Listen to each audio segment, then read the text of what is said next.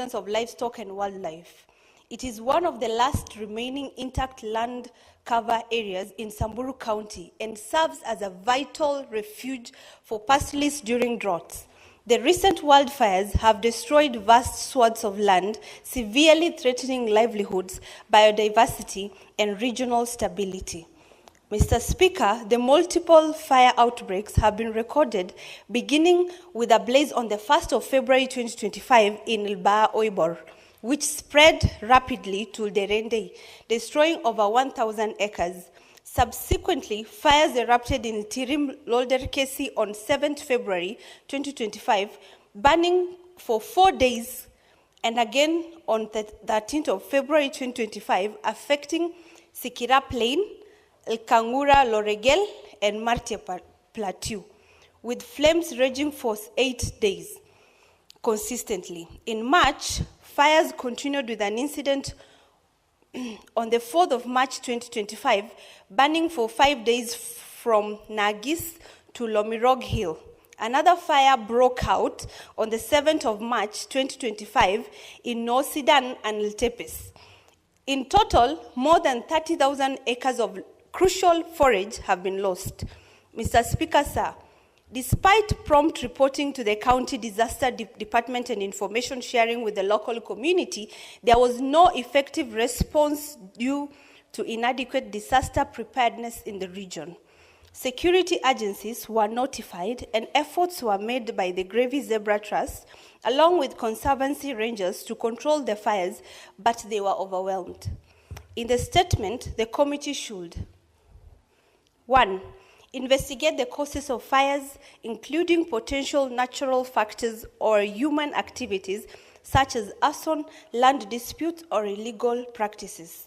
Secondly, state whether there are plans to enhance security measures to facilitate community participation in disaster mitigation and to establish a regional disaster response unit equipped to handle wildfires. Third, assess disaster preparedness and recommend the establishment of mobile fire units, regional fire stations, and aerial firefighting support. Fourth, implement fire prevention and emergency response training for local community and conservancy rangers.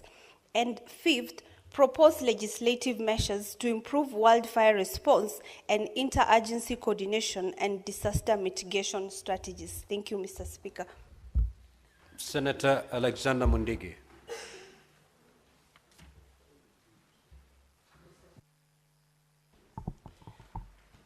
Mr. Speaker, sir, request of the statement on tarmacking of the Chicago-Kanyuambora Road in Embu County. Mr. Speaker, sir, I rise pursuant to Standing Order 53-1 to check a statement from the Standing Committee on Loans, Transportation and Housing regarding tarmacking of the Chicago, Soko, Kamomo, Kanyuambora Road in Bere North, Sub-County, Embu County. Mr. Speaker, sir, this road serves as a crucial economic corridor for the residents of Bere North, and its completion is vital for the economic growth of the region. Construction on the road, which covers an approximate distance of 35 kilometers, commenced in 2021. However, in 2023, the project was retendered, and to date, only 3 kilometers have been constructed. In the statement, the committee should address the following. 1. State the estimated cost for the construction of the above-mentioned road and clarify the reasons for the inordinate delay in completion of this road following the retendering in 2023. And 2. Explain why the contractor is not on site and give timelines within which the minister is planning to complete the road. Senator Alexander Mundigi, Embu County. Senator Beatrice Ogola. That statement is deferred. Senator Kinyu.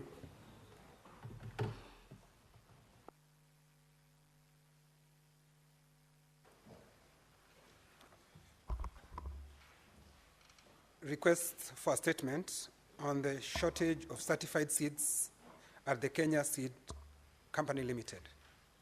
Mr. Speaker, sir, I rise pursuant to Standing Order 53.1 to seek a statement from the Standing Committee on Agriculture, Livestock and Fisheries regarding the shortage of certified seeds at the Kenya Seed Company Limited.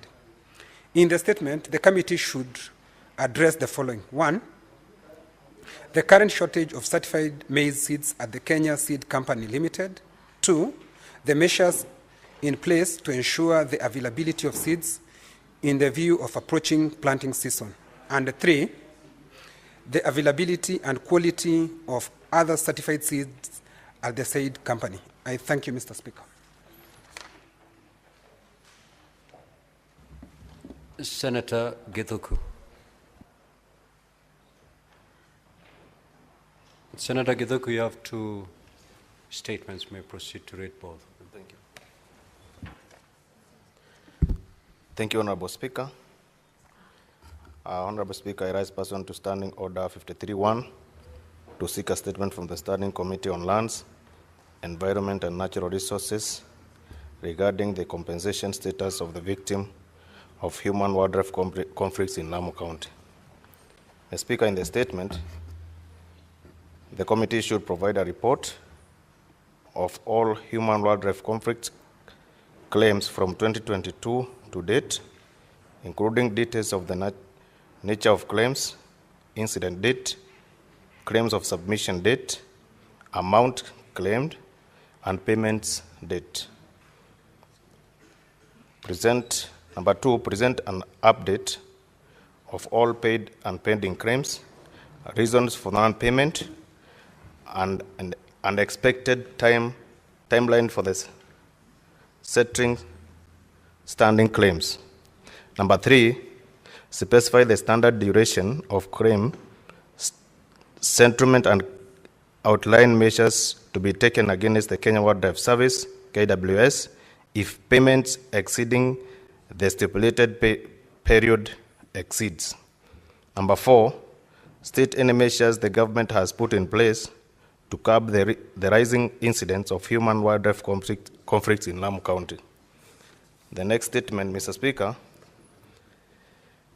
I rise pursuant to Standing Order 53.1 to seek a statement from the Standing Committee on Finance Budget regarding the development spending in Lamu County for the first half of the financial year 2024-2025. In the statement, the committee should identify the specific factors that have contributed to Lamu County's dismal development absorption rate of less than 5%, detailing any administrative, financial, or logistical challenges that hindered development in the first half of the financial year 2024-2025.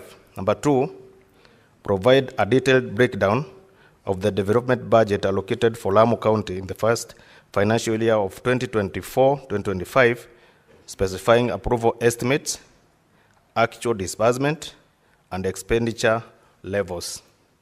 Number 3, disaggregate the unspent development funds by sector, identifying affected projects and budgetary allocation and the implications of delays in non-implementation. Number 4, assess the implementation status of the county's annual development budget plan, ADP, detailed project milestones, deviation from the planned timelines, and collect measures undertaken, highlighting any project that have been delayed or abandoned. Number 5, Honorable Speaker, outline the fiscal and administrative strategies the county government has adopted to ensure absorption in the second half of the financial year 2024-2025, including monitoring frameworks and accountability mechanism, and submit supporting documentation to the Senate. Thank you, Honorable Speaker. Senator Joe Newt.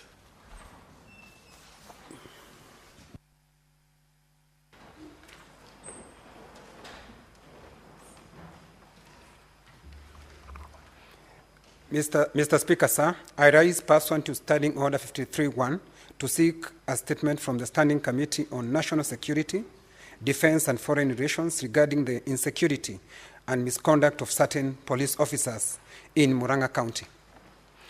In the statement, the committee should address the following. 1. The circumstances surrounding the death of Ms. Chista Muthoni, a grade 8 pupil at Wambwe Primary School that occurred in Wambwe Village, Mathioya constituency on 7th January 2025, including the actions being taken to expedite the investigation into the death and to ensure that the perpetrators are apprehended and brought to book. 2. The intimidation and arrests of Ms.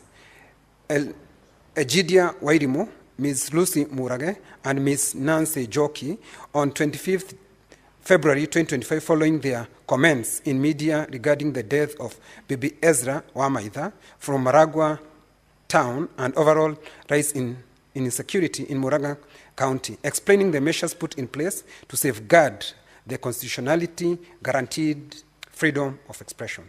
3. The disciplinary action taken against Mr. James Wahome, who was recently transferred from Kanyenyene Police Station in Kanyenyene Ward, Kangema constituency, following multiple complaints by some residents who reported being assaulted and brutalized by police officers on diverse dates between 30th December 2024 and 7th January 2025. 4. The status of compensation of the victims of assault and brutality perpetrated by James Wahome. For Joe Newto, Senator Murang'a. Thank you, Mr. Speaker. Senator Bas Sheikh.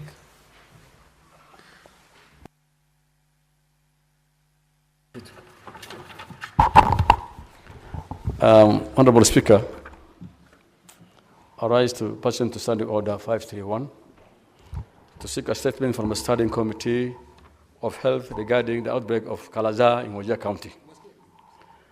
Honorable Speaker, Kala-azar is a severe and potentially vital disease that's transmitted by sandflies.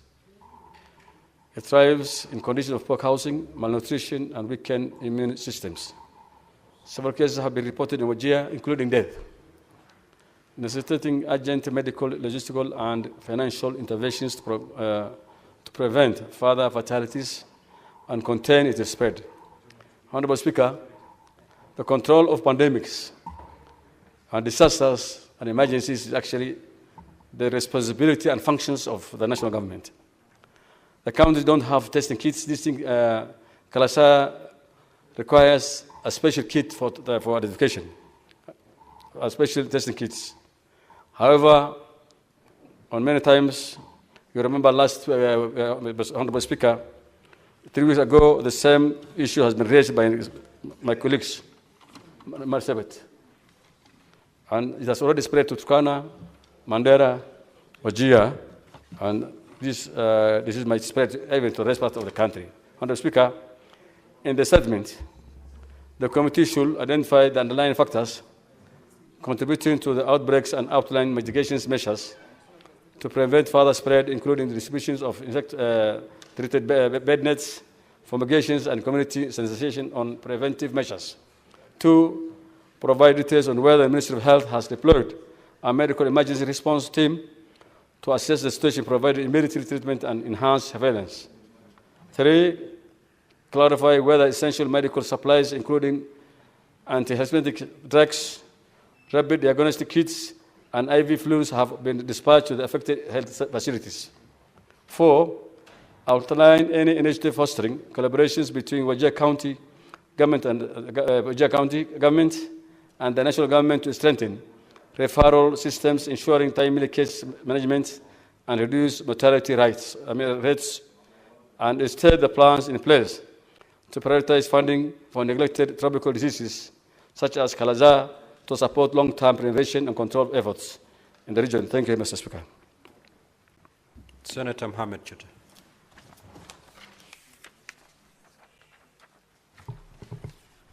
Thank you very much, Honorable Speaker. My statement is on the status of land ownership and utilization by the Kenya Prison Services, KPS. Mr. Speaker, sir, I rise pursuant to Standing Order 53.1 to seek a statement from the Standing Committee on land, environment, and natural resources regarding the status of land ownership and utilization by the Kenya Prison Service. In the statement, the committee should address the following. Number one, the total acreage of land owned by Kenya Prison Service in respective counties, specifying the number of parcels with ownership documentation and those without documentation. Number two, the measures put in place to expedite the issuance of title deeds for the parcels without ownership documentation, including timeline for issuance of the title deeds. Number three, the acreage and location of parcel of Kenya Prison Service land that have been allocated for the affordable housing program, disclosing the number of housing units to be developed on each parcel and the identities of the respective developers. Number four, the acreage and location of parcel of KPS land, Kenya Prison Service, that have been illegally occupied and encroached upon, stating whether KPS has taken steps to reclaim this parcel of land, and if so, provide an update on the progress. Number five, the measures put in place to prevent further encroachment or illegal occupation of Kenya Prison Service land. Thank you very much, Honorable Speaker. Senator Professor Tom Ojanda.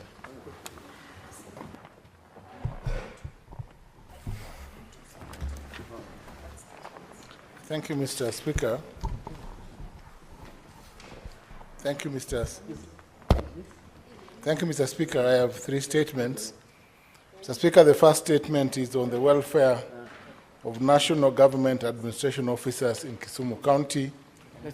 I rise pursuant to Standing Order 53-1 to seek a statement from the Standing Committee on National Security, Defense and Foreign Relations regarding the welfare of National Government Administrative Officers in Kisumu County. Mr. Speaker, chiefs, assistant chiefs, deputy county commissioners, DCCs, and other national government administrative officers play a crucial role in maintaining law and order, implementing government programs, and enhancing service delivery at the grassroots level.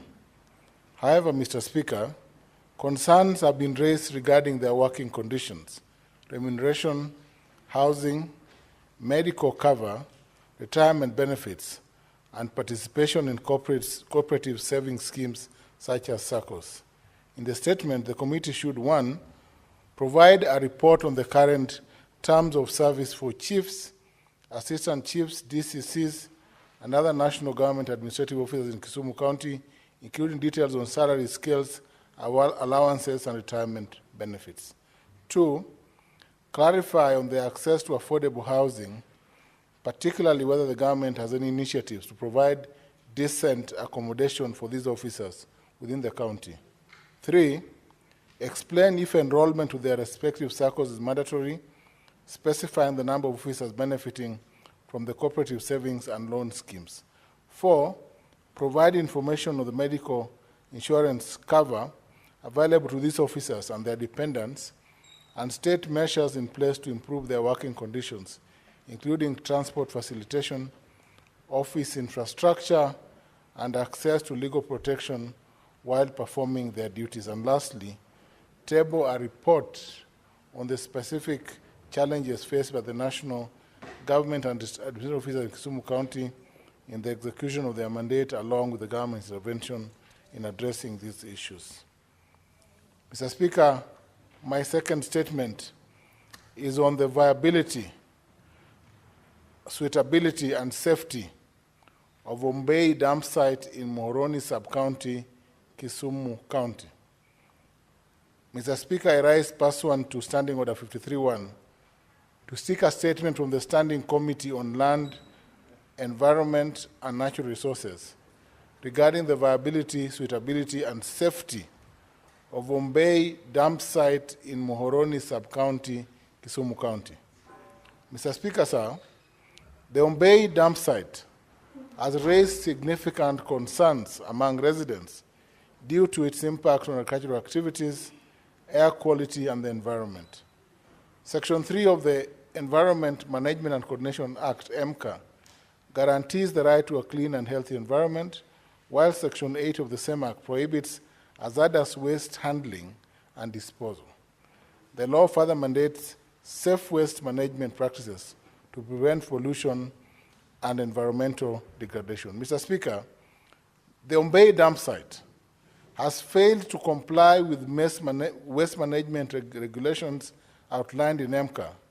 Additionally, Article 186(1) of the Constitution of Kenya 2010, read together with Part 2G of the 4th Schedule, assigns the responsibility of waste management, including refuse removal, dump site, and solid waste disposal, to county governments, in this case, Kisumu County. In the statement, the committee should, 1, establish whether adequate public participation was conducted before designating the Ombeyi dump site as a waste dumping ground. 2, provide the Senate with the Environmental Impact Assessment Report, EIA, conducted before and after the site was established. 3, outline measures taken by the county government to address health risks, such as respiratory issues caused by air pollution, as well as contamination affecting crops, specifically sugarcane and water resources. 4, specify the alternative waste management strategies in place to prevent air, soil, and water pollution, and clarify whether there are plans to rehabilitate affected farmlands and mitigate environmental damage. And lastly, state whether the county government has plans to establish a waste-to-energy or recycling plant and provide timelines for its implementation. Mr. Speaker, my last statement is on flood response mitigation in Kisumu County. Mr. Speaker, I rise pursuant to Standing Order 53 to seek a statement from the Standing Committee on National Security, Defense, and Foreign Relations regarding flood response mitigation in Kisumu County, particularly in the areas affected by recent flooding in Nyando constituency and vulnerable regions in Kisumu County. The statement, the committee should provide an update on actions taken by both national and county governments to address the impact of recent floods, including efforts to relocate and support displaced families. 2, provide information on the ongoing nutrition program for flood-displaced victims supported by UNICEF and French Embassy, including details on the number of beneficiaries, specific interventions provided, and expected duration of the program. 3, explain measures being implemented to prevent malnutrition among children, pregnant women in affected flood areas, including access to food, healthcare, and clean water. 4, provide details on any additional funding or support being mobilized to explain the nutrition program and enhance flood disaster preparedness. 5, describe the coordination mechanisms between the county and the national government, as well as humanitarian organizations, to ensure efficient disaster response and relief distribution. And lastly, explain the strategies for the long-term flood mitigation and climate resilience in Nyando and other flood-prone areas of Kisumu County, including measures to prevent recurrent displacement and food security. I thank you, Mr. Speaker.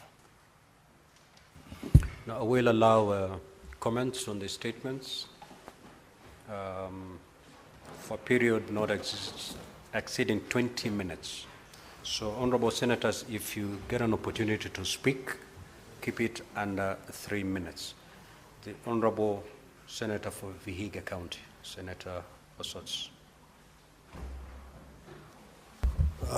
Thank you, Mr. Speaker. Mr. Speaker, I want to support the statement by Kisumu Senator on the issue of conditions of working for police officers.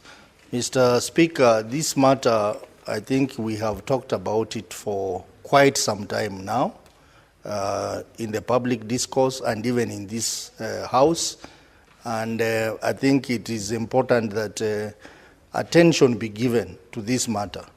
We have seen rising cases of suicide among police officers. We have seen rising cases of insecurity, which is attributed to the morale and even the quality of working environment that the police are exposed to.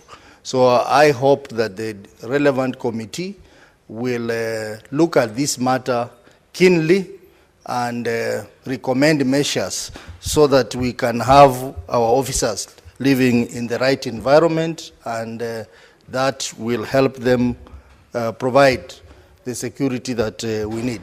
The second statement, Mr. Speaker, is a statement by the Senator of Lamu on the issue of development budget spending for his county. I want to associate with that statement and the other statements that other members have raised on the similar matter. But, Mr. Speaker, allow me to raise a concern. We have had a significant number of senators raising similar statements on the issue of budget and pending bills and general financial matters in our county, which are directed to the relevant committee of finance. But, Mr. Speaker, we are beginning to see some committees also dealing with the same matter of pending bills and such things. I think we are going to confuse ourselves on this matter of pending bills, taking into account that the minority whip, Senator Olekina, came up with a very good motion which this House passed. And also the relevant Committee of Finance has also been handling this matter of pending bills. It is confusing if we allow other committees to start working on the same matter and inviting the same county government to appear before them. We will get confused, and I want to suggest that we uphold the motion that we passed here on the matter of budget and pending bills and work towards its implementation in full. Otherwise, Mr. Speaker, I support and I want to associate myself with those statements. Mr. Speaker, you know, the minority leader is looking unusual today. That's why, like a shake. So I don't know what has changed. Maybe, Mr. Speaker, minority leader should tell us whether he has changed his religion from Christianity to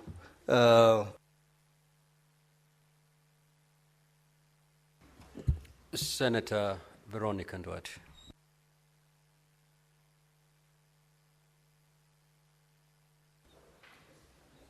Thank you, Honorable Speaker, for the opportunity to comment on the statement which has been brought to this House by Senator Joe Nyoto from Murang'a County. Honorable Speaker, it's my hope and prayer that when the committee retreats, the Committee on National Security, Defense and Foreign Relations retreat, to consider the insecurity that has been happening within Murang'a County, the investigations or whatever process they undertake, they are going to unfold the circumstances surrounding the death of Ms. Joychista Mudhoni, a grade 8 student at Wambwe Primary School that occurred in Wambwe Village, Madhyoya constituency on 7th January 2025.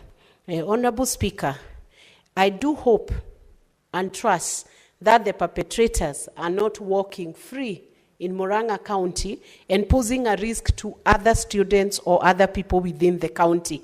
It's my hope and prayer that when the committee handles this matter, it's given the attention that it deserves, especially noting that it's a minor who was involved and the perpetrators are adults. The best interest of those pupils in that Wambwe Primary School and in other primary schools in Murang'a and in other counties, Honorable Speaker, would demand that proper investigations are done and they are made public, Honorable Speaker, and that the perpetrators are brought to book.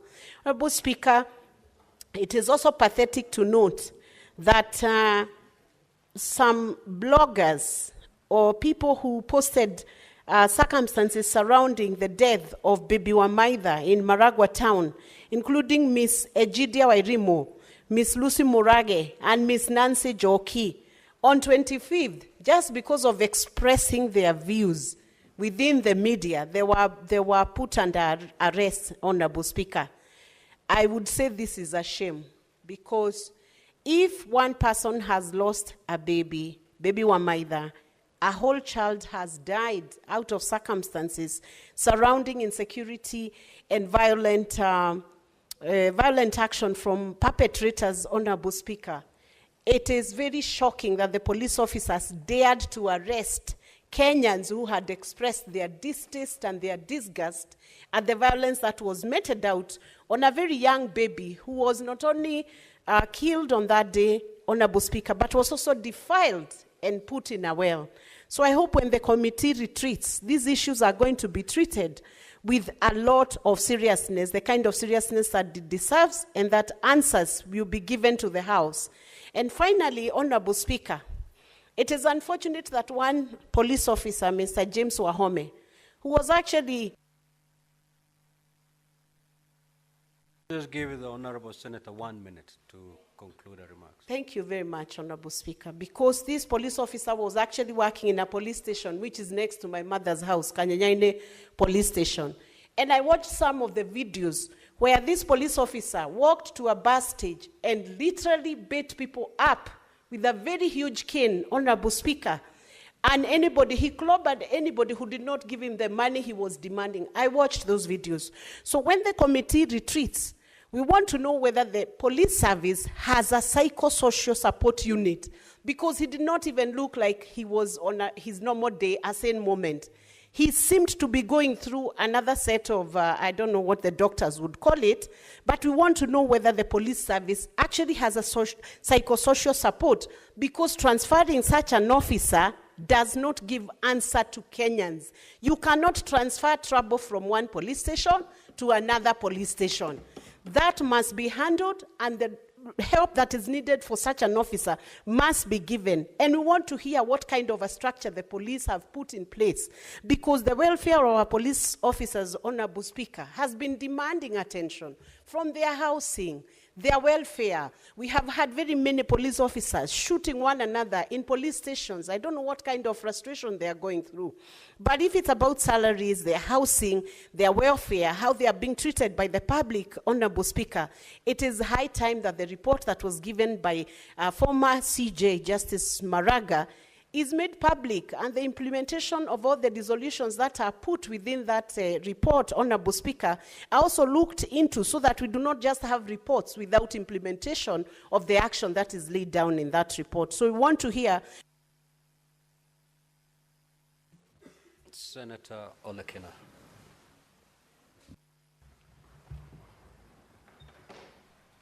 Thank you, Mr. Speaker. Mr. Speaker, I raised to contribute to two statements. One statement which is really baffling is the statement raised by the distinguished senator from Wajir. 2 weeks ago, the distinguished senator from Marsabit raised the same statement on this Kala-azar. Mr. Speaker, Kala-azar is a very dangerous disease. In most cases, we only used to hear about Kala-azar from India, and it's associated with poverty. That means there are serious underlying issues that are affecting our people in the north.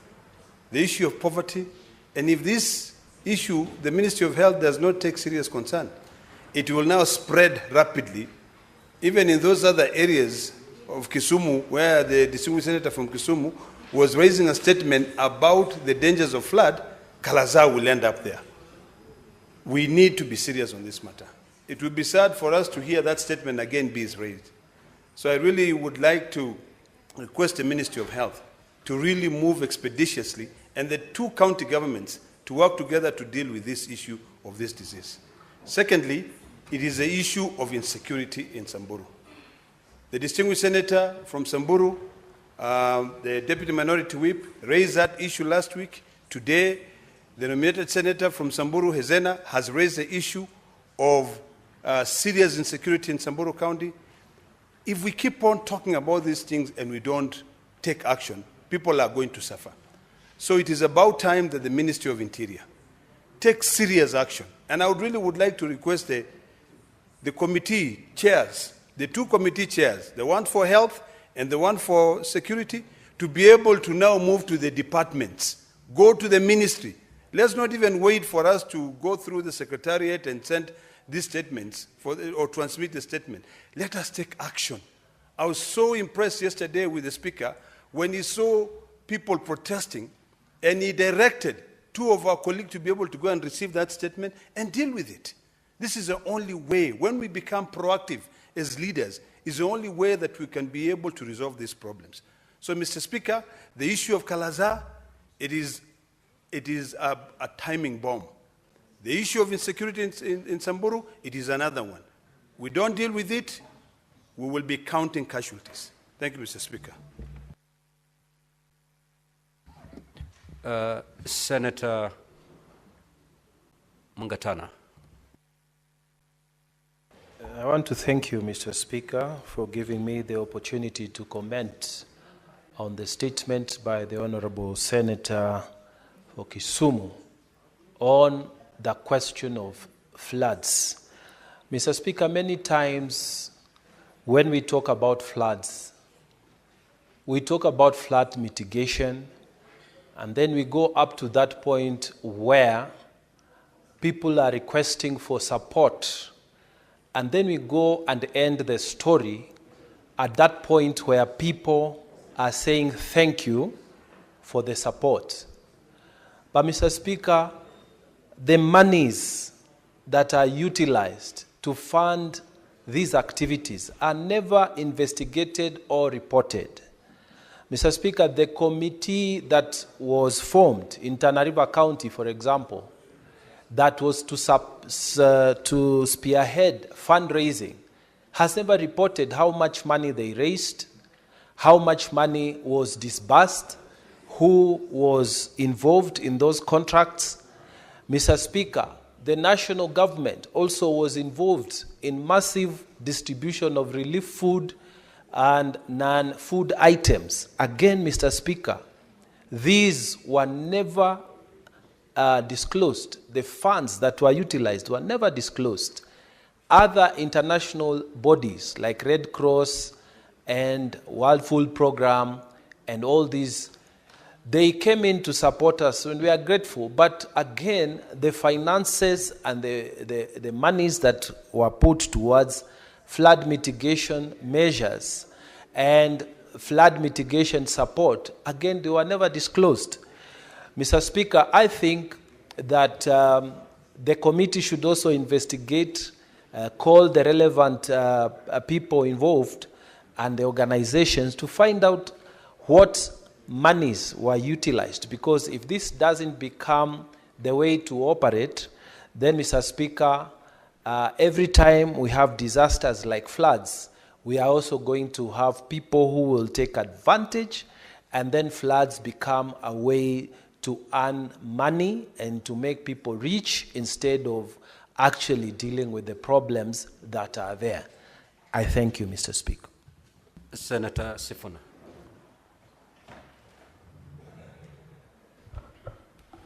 Thank you, Honorable Speaker. I think for me, the statement by the Senator for Lamu is most critical, Honorable Speaker. We are halfway through the term of this Parliament and the term of everybody who was elected in 2022. The entire discussion for the remainder of the period should be about development and development spending. Honorable Speaker, here in Nairobi, we had a very curious, information from the control of budget that in fact the County of Nairobi had spent zero on development in the last financial year. I'm very happy that the Committee on Devolution, chaired very ably by Senator for Wajir Abbas, has scheduled a conversation with my county government so that we go through every single coin that has been pushed through this Senate to the county government of Nairobi in the 2 financial years, and we want to be told where this money has gone. Honorable Speaker, there should be nothing else we discuss. And although I share the concerns by Senator Osotsi on the confusion on which committee handles which committee, which matter, I am more than pleased to have these governors appearing in all of our committees, because Senator Abbas will focus on development spending, fiscal responsibility will be the duty of finance and budget. We need to have these conversations, and in fact, if we do nothing else for the remainder of the term, let us have that conversation on development spending. Because even you look at the report of the Auditor General, many of our counties are spending much, much higher amounts on recurrent expenditure. People are doing up to 60%, and nothing is happening on the development side. There was also a very interesting conversation, Honorable Speaker, about even national government spending in our counties. Whereas everybody is clear on how much money goes to their counties through devolution, we are not very clear on how much money the national government spends in our respective counties. And I would want that the Finance Committee focuses even on that, Honorable Speaker. We want to know of the entire amount of money, the 2 trillion Kenya shillings that is reserved to the national government, how much money has been spent in my county on roads, for instance, on education, because I saw the president around, and most of the projects he was launching were projects that were either undertaken by the county government or by the national government CDF through the members of parliament. We want to know his Ministry of Sports, for instance, or tourism, or even public works, how much money of the national government share has been spent in our individual counties, because that is the only way, Honorable Speaker, we can ascertain that there is equity in spending of national resources, especially remembering that national government will borrow without any reference to the county governments or indeed this house. But that spending, we have no sight over it. That spending will be spent however they want, but when it comes to payment, all of us are on the hook. So, Honorable Speaker, this is a conversation we should focus on for the remainder. Senator Chimera. Asante Bwana Spika kwa fursa hii. Nipende tu kuchangia kwa ile hoja ya Senator John Nyutu kutoka Murang'a kuhusu kifo cha yule Bi Joista Muchina nafikiri. Kwanza nipiane rambirambi zangu kwa familia ya mwenda zake kwa kupoteza maisha yake kupitia mikono ya watendakazi wetu wa usalama. Bwana Spika, ni kinaya kuona kwamba wale maafisa wa polisi ambao wanafaa kutupatia usalama sisi kama wananchi ndio wao wako mstari wa mbele kuhakikisha kwamba wametoa maisha ya binadamu wetu. Bwana Spika, Bwana Spika, hatua ile ya maafisa wa polisi kujihusisha na masuala ambayo ni ya kigaidi, ni masuala ambayo yanahakikisha kwamba wananchi wetu wanapoteza uhai, nafikiri sio sawa Bwana Spika. Nataka nipeane ilani kali sana kwa maafisa ambao watapatikana katika swala hili Bwana Spika. Bwana Spika, vile vile nichukue fursa hii nizungumzie tu kuhusu kudorora kwa usalama pale Kazamoyo, eneo bunge la Kinango, ambapo utapata maafisa wa usalama hususan kikosi cha GSU wameweza kuhangaisha wananchi wetu pale Kazamoyo kiolela olela. Wananchi wamepigwa vita na maafisa wetu wa usalama, vile vile wengine wamejeruhiwa, wengine pia wamepoteza uhai wao kwa sababu ya swala lote hili la maafisa wa usalama kukosa kudhibiti usalama Bwana Spika.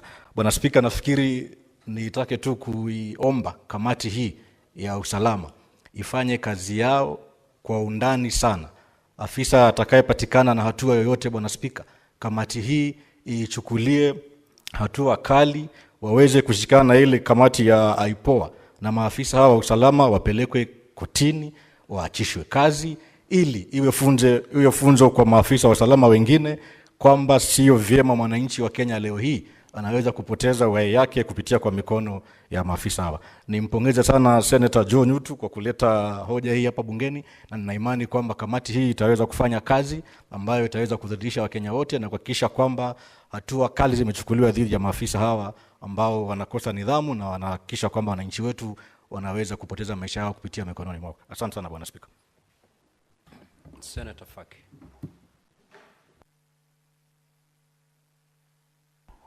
Asante Mheshimiwa Spika kwa kunipa fursa hii kuchangia taarifa, maombi ya taarifa yaliyoletwa bungeni na Senator Abbas, Senator wa Wajia, ambaye amezungumzia masuala ya ugonjwa wa Kala-azar, ambao ugonjwa huu umeingia katika kaunti za kaskazini. Wiki iliyokwisha tukizungumzia kaunti ya Marsabit na sasa tunazungumzia kaunti ya Wajia. Mheshimiwa Spika, zamani wakuwa afya ilikuwa haijagatuliwa, ilikuwa ni shida kuweza kupata wataalamu wa kuweza kupambana na majanga kama haya kwa muda mfupi zaidi, lakini inaonekana Mheshimiwa Spika, kaunti zetu hazijaweza kufanya mipango yoyote kuhusiana na magonjwa kama haya. Inakuwaje ugonjwa unaingia, wananchi wanafariki, sio mmoja labda wawili watatu, Ripoti ya magazeti juzi ilikuwa yasema kwamba watu kadhaa wamepoteza maisha yao kwa sababu ya ugonjwa huu. Na ni ugonjwa, Mheshimiwa Spika, ambao unaweza kutibiwa na unaweza kuepukwa pia wakati wananchi wataweza kuzingatia usafi ili kupambana na masuala kama haya. Kwa Mheshimiwa Spika, ni muhimu kaunti zetu, bunge hili liweze kuangalia ni vipi kaunti zetu zinapambana na majanga. Kwa sababu hii inaonekana ni kwamba hakuna maandalizi yoyote katika kupambana na majanga kama haya ambayo yanatokea mara kwa mara katika kaunti zetu na kupoteza maisha ambayo tungeweza kuyaokoa kwa masuala kama haya. Mheshimiwa Spika, tulipopambana na janga la COVID, kaunti nyingi ziliweza kujitayarisha na zikawa zimejenga mpaka vyumba vya wagonjwa mahututi. Lakini sasa tunashikwa na magonjwa madogo madogo kama haya ambayo yanaweza kutibiwa na yanaweza pia kuepuka iwapo kaunti zetu zitakuwa imara katika kuangalia afya ya umma katika maeneo yao. Mheshimiwa Spika, pia ningependa kutoa maoni yangu kuhusiana na maombi ya taarifa ya Seneta Githuku, seneta wa Lamu, kuhusiana na ulipaji wa ridhaa kwa watu wanaoathiriwa na masuala ya kushambuliwa na wanyamapori, Mheshimiwa Spika, katika maeneo yetu. Mheshimiwa Spika, hili pia limekuwa ni donda sugu, na juzi tulipata fursa ya kukutana na waziri, na tumemwambia waziri kwamba tungependa tupewe orodha ya wale ambao wamelipwa kuanzia mwaka 2020 mpaka leo, ili tujue kama malipo yanakwenda kulingana na wale ambao wameumia zamani ama malipo yanalipwa kulingana na wale wanaojua maofisa wanaolipa. Kwa sababu Mheshimiwa Spika, kuna wengi wana madai kama haya, wameshambuliwa na wanyama, wengine walifariki, familia zao hazijapata ridhaa, wengine wana vilema, familia zao hazijapata ridhaa. Kwa hiyo Mheshimiwa Spika, ni muhimu waziri aweze kueleza na atoe stakabadhi. Asante Mheshimiwa Spika. Senator Esi Okenyure.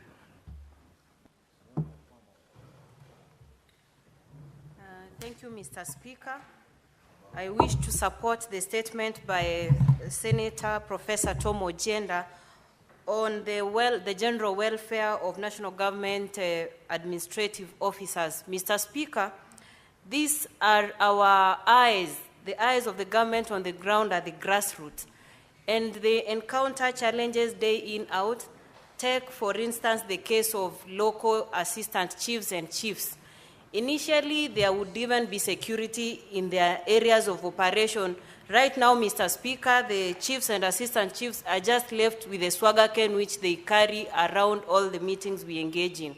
So, Mr. Speaker, I feel as a country we now need to prioritize their welfare, even regular trainings, so that they are conversant with the recent happenings in terms of conflict resolution. And we also need more security enhanced, especially in the border areas, because sometimes these officers are attacked by criminals who are hostile towards whatever they are doing, which is largely affecting their work, especially in the fight against illicit brew. Mr. Speaker, I also want to comment on the statement by Senator Joe Nyutu on the grade 8 young child who was actually killed. We are recently losing the future of this country because every day you read statistics on the national newspaper or media. We are reading of children who are either being molested, children who are being trafficked, children who are being sold even before they actually get to know what is in them in this country, Mr. Speaker. I also wish to comment on the issue, on the statement on dumping. Mr. Speaker, the issue about dumping is largely affecting county governments across this country.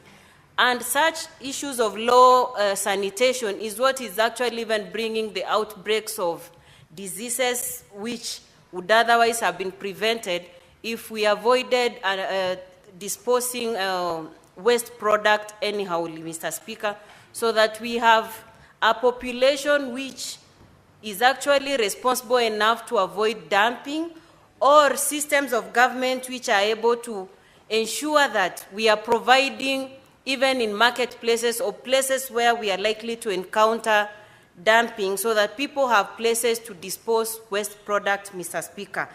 And finally, the issue of the welfare of police in this country. We cannot expect the police officers to give security whereas they live in a very sorry state.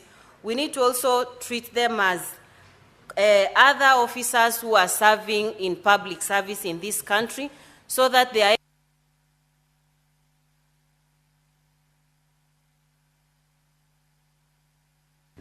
Senator Geduk.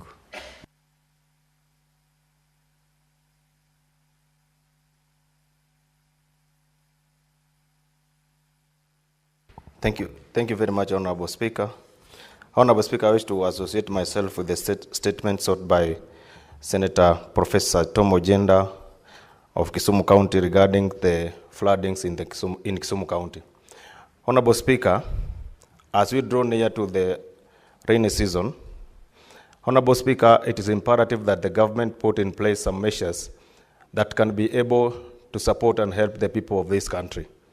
Honorable Speaker, we have seen in different instances that some people really suffer during the rainy season. There was a time that, Honorable Speaker, we had a problem in Lamu County whereby so many people were displaced, their properties destroyed, and Honorable Speaker, there was no compensation.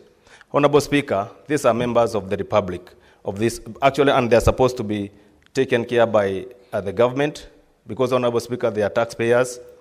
And it is very important that in the event that such a disaster strikes, the national government takes in place or looks into these people so that, Honorable Speaker, they can be helped because actually, Honorable Speaker, they are vulnerable.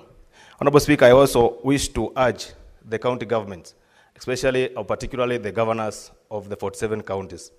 Honorable Speaker, in most instances, the governors hide in the courts of the national government. Sometimes they are left the disasters to be dealt by the national government, whereas sometimes governors, or most of the times, they have a kitty that is supposed to help the citizens in the event that the disaster strikes. Honorable Speaker, it is very good, very well if the county government can see to it that they also chip in terms of helping members of the public that they represent in different parts of this country, so that, Honorable Speaker, that funds that has been allocated for disaster can be used effectively, Honorable Speaker, so that the citizen of this country, Honorable Speaker, can enjoy the fruits of devolution. Thank you, Honorable Speaker. Senator Miraj.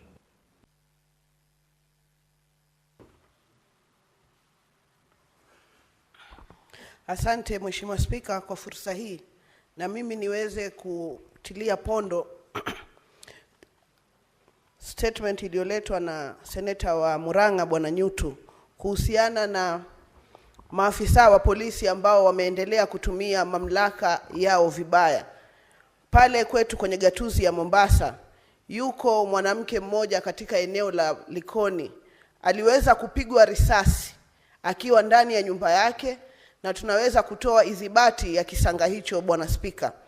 Cha kusikitisha ni kwamba aliyekuwa na bunduki ile alikuwa ni mfanyikazi wa serikali yetu ya Kenya na ni mwanajeshi. Cha kushangaza mpaka sasa, hata baada ya kuwa kulikuwa na utepetefu katika mamlaka ya askari kama yule, hakuna fidia ambayo imepeanwa kwa jamii ile, wala kufuatiliwa kwa jambo lile, wala anwani yoyote kuandikwa katika kituo cha polisi chochote, kwa sababu mume wa yule mwenda zake aliweza kwenda katika kituo cha polisi na alinyimwa hadi kuandika statement ya kifo cha mke wake. Bwana Spika, nikiendelea kutamaushwa na mazungumzo haya ni kwamba wanaopeana usalama, maafisa wa polisi, kituo cha Central Police kiko mita 100 kutoka uwanja wa Makadara Ground pale Mombasa. Cha kushangaza ni kwamba watoto wanaorandaranda waliweza kuwapiga mawe wananchi katika msimu huu wa Ramadhani, Bwana Spika, na hakuna hatua yoyote ilichukuliwa paka baada ya jisaji moja. Hii ni kuashiria ya kwamba wananchi wa Kenya, Bwana Spika, wako peke yao, hakuna mtu wa kuwaangalia, hakuna mtu wa kuwalinda. Bwana Spika, nikimalizia, tunaelekea katika msimu wa mvua nyingi, na kwa hakika alivyozungumza seneta wa Lamu ni kweli kwamba kuna mifuko kando kando ya serikali kuu, serikali ya ugatuzi na hata katika mifuko ya hazina ya CDF bado kuna pesa ya kusaidia wale waathirika. Kwa nini mifuko hii yote ya pesa watu wasikae kwa pamoja? Kwa sababu tunaona sasa serikali, rais ameonyesha mfumo mzuri wa kuweka viongozi wote pamoja. Kwa nini maeneo kama ya Nyali Links ambao tunajua miaka nenda miaka rudi, mvua inaponyesha kupita kiasi maji hayapiti? Kwa mfano, tunapozungumzia kuwatayarisha wananchi na gatuzi kututayarisha, ni kwamba hatuzungumzii tu kuzibuliwa kwa njia za majitaka. Tunazungumzia kupewa vifaa wale wahudumu ambao watapeana huduma ya kwanza. Tunazungumzia ya kwamba wakati tunajua maji mingi yanaingia katika maeneo fulani na fulani, kuwe na shule ambazo tayari zimetayarishwa kuwapokea wale ambao ni waathiriwa wa masuala kama yale. Bwana Spika, tunaomba sisi kama bunge la Seneti tusiwe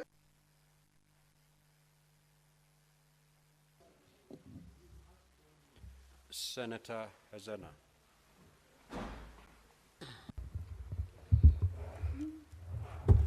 Mr. Speaker, mine is a request that you, if you deem it fit, to kindly refer my statement on the gang attacks in Samburu County to the relevant committee, especially the Committee on Interior and National, to the Committee on Security, given that it's a different matter from what Senator Lelegu had raised last week. This is about attacks in the towns. Thank you. When you rose to make your request, you requested your matter to be taken to which committee? To the Committee on Security, Mr. Speaker. So be it. Senator Chute. Thank you very much, Honorable Speaker. I want to contribute on 3 statements. Statement number 1 is for Senator for Lamu. Honorable Speaker, the problem facing this country today from all the 47 counties are some governors are claiming to be having about 35% to up to 36% money on development. But if you go to those counties and see what they have done, it is less than 5%. So the issue that is on the newspaper, written everywhere, oh, this county is at 40%, 30%, 15%, but then in actual sense, development is at almost less than 10%, specifically northeastern counties. One of the counties which was given position number 1 is County of Marsabit, is at 36%. And I have a statement in that regard. And Mr. Speaker, if you look at what is happening in Marsabit, we are even at 6%. So I think I want to support what Senator for Lamu has brought, and I would want the committee concerned, Committee of Devolution, let them look at development projects in all the 47 counties. Let me also contribute on my friend, Senator Wajir Abbas Sheikh Mohammed. Honorable Speaker, last week I raised this issue on Kala-azar. And I asked my friend, do you have any issue in Wajir? He said, no, I don't have any issue. And today he told me, my friend, my people are dying. And according to him, almost 15 people died. Honorable Speaker, Turkana County has similar problems, similar. And if you look at what the government is trying to do, they are trying to vaccinate animals to the tune of 22 million head of cattle. Why do you spend that money on animals? Why don't you spend that money on human people? People are dying, human beings. So I think with the broad-based government now, I think we have better eyes, better ears, and also better stomach. So let us think of how we are going to push these things and start caring about human lives. Number 3, Honorable Speaker, I will be added 1 minute. On the issue of KWS. Honorable Speaker, I raised this issue some time back, on the issue of compensation. I want the committee. If you go to KWS, they will tell you the money is supposed to be paid by Treasury. 30 seconds to conclude.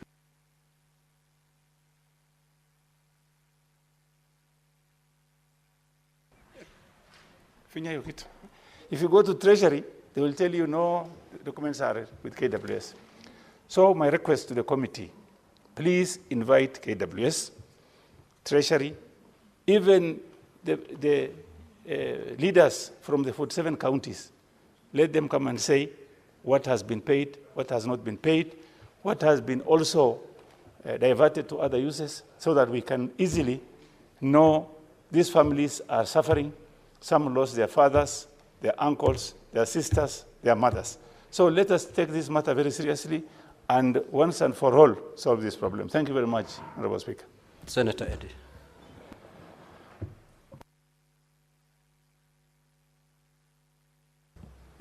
I thank you, Mr. Speaker, for this opportunity. Mr. Speaker, there's a statement here by the Senator for Kisumu on the viability, sustainability, and safety of Ombeyi dump site in Muhoroni sub-county, Kisumu County.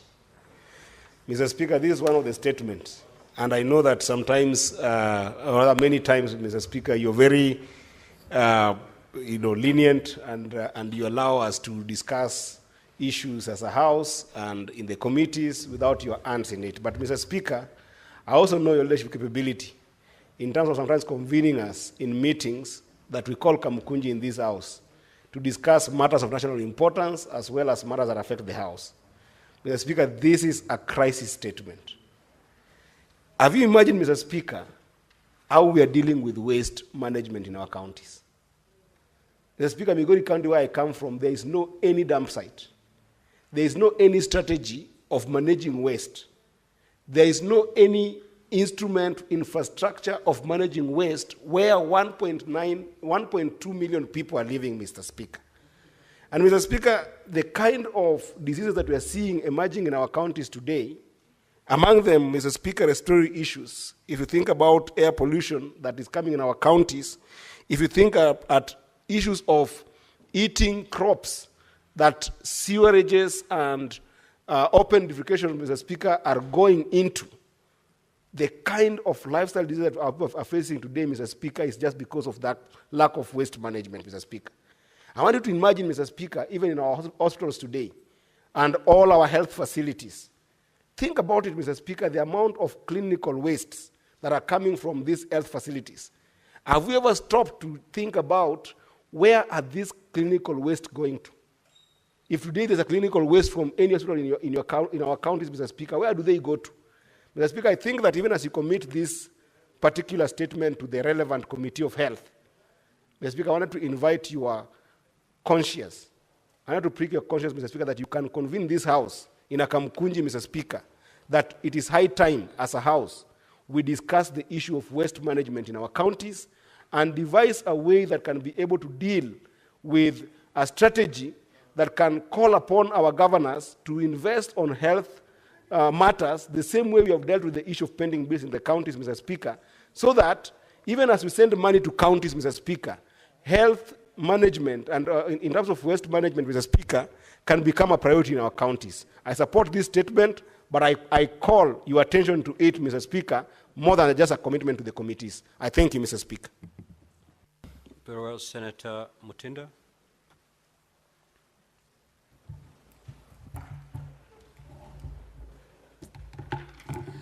Thank you, Mr. Speaker. Allow me to start by commenting on the statement by Senator for Kisumu County, Senator Senior Counsel, in regards to the issue of the floods, which go back a bit of a step in regards to this issue, which is very critical of waste management. Mr. Speaker, the essence of having a devolved government at this particular time, from when the decision was made, was to ensure that we have counties that are beautiful cities, counties that are also very accommodative to our people. We are in the rainy season, Mr. Speaker. From what we've seen previously happening, and the damages that come also with the heavy rainfalls that end up causing high levels of floods, if this waste management is not well done at this particular time, we leave our people at risk. We end up having high cost because now we are dealing with crisis. Instead of this particular moment having a preventive measure, Mr. Speaker, issues that range from our people are not able to have mobility because the roads have been completely damaged, they are flooded, the issue of this particular waterborne diseases that arise that affect from the young to the old, Mr. Speaker. So these are issues that the counties should be able to give the strategy management that they have, and also put competent people who are qualified to deal with disaster management crisis. This issue of just putting someone who's not even knowledgeable when it comes to matters waste management is then really affecting these counties. Mr. Speaker, allow me to also touch on the statement by Senator of Murang'a, John Yutu, the statement that talks about this young soul of Class 8, Miss Mudhoni, in Murang'a County, a young soul, Mr. Speaker, where we are as a country is so sickening, it's so saddening. The other few weeks we saw a rogue pastor from Nakuru County who has put churches across these different cities and is molesting young boys. And this is where, as parents, as a nation, we've, trusted the church, Mr. Speaker. And you find that a whole rogue pastor would be subjecting young kids to these issues of molestation. We want justice for Ms. Mudhoni, Mr. Speaker, on the relevant committee of security. Justice needs to be served for this young soul, for Christ's sake. A girl who was chosen to go to undertake. 1 minute, you conclude your remarks, Honorable Senator. Touch now on the issue of the police from this Kanyenyaine police station, who, according to this statement, he said, after his hulabaloo and after he's gone crazy and started beating everyone, what the institution did was to transfer. The question is very simple. How do you transfer one problem from one area to the other? How are we really solving this problem? What should have happened and what should still happen is that this particular officer should be taken for mental health services. He should be taken for counseling. You cannot now remove one problem to the other, putting in mind the kind of problems that we have. The femicide issues that are in place. Our young boys and girls. Mr. Speaker, we request that the recommendation from the security committee should be that this officer should serve as an example. Officers are not bad. I've just come from seeing one of the patients who actually, a very good police, was able to rescue them and take them to the nearest very good hospital without looking at any other thing. And they are very good police in this country. We appreciate them. But even those ones who undergo challenges, and because challenges are there, Mr. Speaker, they are there. And we've stated them. So these are also our brothers and sisters. He should be taken to the nearest health center for medical processing and all that before he's even transferred to his next place of work, so that he is able to undertake treatment the way it is required, Mr. Speaker. And finally, on the issue of people have a right to communicate, to express their freedom. It can be when people express their freedom on concerns, then they are subjected to punishment. Mr. Speaker, it's wrong, and this is in regards to the lady, Miss Lucy Murage and Nancy, as the senator had already put about on baby Ezra, when they were voicing out on the concerns about how this baby was killed. A young soul again. Which future generation are we working for? Which laws are we setting for the young generation to be, Mr. Speaker? If the same institutions cannot be able to be responsible for our young people, where will our children go, Mr. Speaker? With those many and few, we hope that the Standing Committee of Security will fast-track these issues. And, Mr. Speaker, let us speed on the reports for statements. Let us get quick feedbacks so that there's action that is also taken. Thank you so much. Senator Mazayo.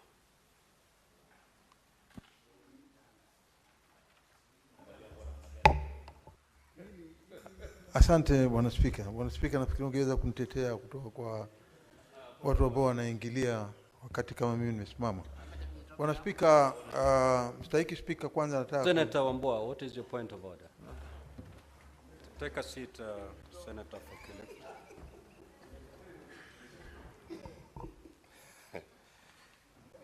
Mr. Speaker, you know Senator Mazayo is my boss.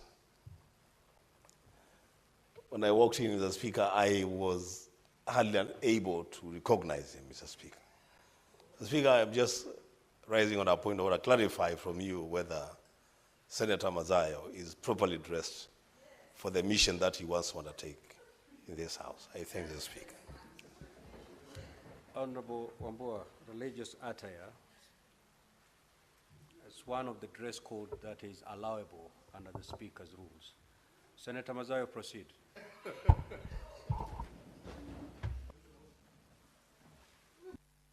Mstahiki Spika.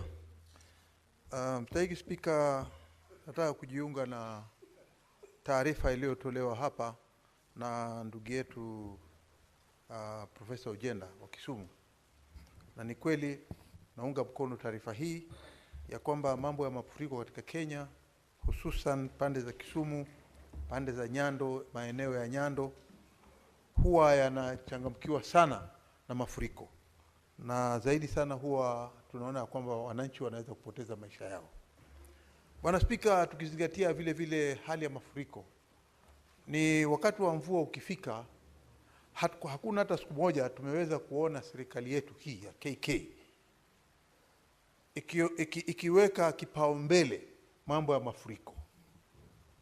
Kitu tunaona tu ni kwamba wananchi wengi wanachukuliwa na maji wakati wa mafuriko, wengine wanafariki, wengine wanaweza kutolewa katika maeneo ambayo yako chini kule walikoweza kujisitiri kimaisha kama nyumbani kwao, na hatimaye vile vile wale watu wetu wakaweza kuchukuliwa wakawekwa katika maeneo ambayo yako juu kidogo na mtu huko chini. Bwana Spika, nakumbuka hata katika wakati si mrefu sana, lakini kama ni karne moja, ni kama miaka kama 5 hivi 6, nikikumbuka upande wetu wa Kilifi County pia tulikuwa na janga hili la mafuriko. Na wakati mwingi tukapatikana na janga kama hili la mafuriko, inakuwa shida. Watoto, kina mama ndio wanapata tabu, hata wazee, kwa sababu maeneo yao wale wanaoishi wanaoita nyumbani yanachukuliwa na maji, yanaenda. Mifugo inachukuliwa na maji, yanaenda. Hata kuku pia wanachukuliwa na maji pia wanaenda. Na alafu hasara inakuwa kubwa sana. Bwana Spika, ingekuwa vyema ikiwa serikali inaweza kujiandaa na kujitayarisha vyema vizuri, kuona ya kwamba wakati huu ambao mafuriko yanatarajiwa kuja, kama ukienda upande wa Bunyala, utaona kila siku, kila mwaka ujao na uchao, kila tukiendelea, mafuriko kule yanaua watu, yamechukua maeneo fulani. Kwa hiyo katika statement hii ningependa sana ilinganishwane katika maeneo yote katika nchi ya Kenya, kuonekana kule ambako kuna kuwa na mafuriko ya ambao yanaweza kuleta maisha ya wananchi kuweza kupata tabu na kuweza kuondoka manyumbani kwao na kuweza kupoteza mifugo na nyumba zao. Makaburi pia saa nyingine yanaoshwa. Kwa hiyo tunaona ya kwamba ni umuhimu serikali iweze kujiandaa na iweze kuona sasa wakati huu ambao unakuja, wakati wa mvua, imezingatia mambo ya mafuriko. Asante Bwana Spika. Senator Abbas. Thank you, Honorable Speaker. Honorable Speaker, I want to contribute to the statement asked by Honorable Chute on the land of the Kenya Prison Services. Honorable Speaker, actually, it's very unfortunate in this country, at the rate at which the public land is disappearing, is so worrying. One thing people don't know is that when they see big land, they develop a lot of ability to grab it. But that land is meant, like the prisons, to do, to plant, do some kind of irrigation or food planting, do for training, to train the inmates. And then you get the food from there to subsidize whatever the government is giving, the little money that the government is giving. The land is never idle. But you know, any Kenyan who makes little money wants to grab every land. Honorable Speaker, I want to inform the House that the other day we were in a committee of agriculture, and I was shocked that the land belonging to Kenya Vaccine Production Institute in Limuru was grabbed, somebody grabbed 20 acres. They went to court. The land is 151 acres.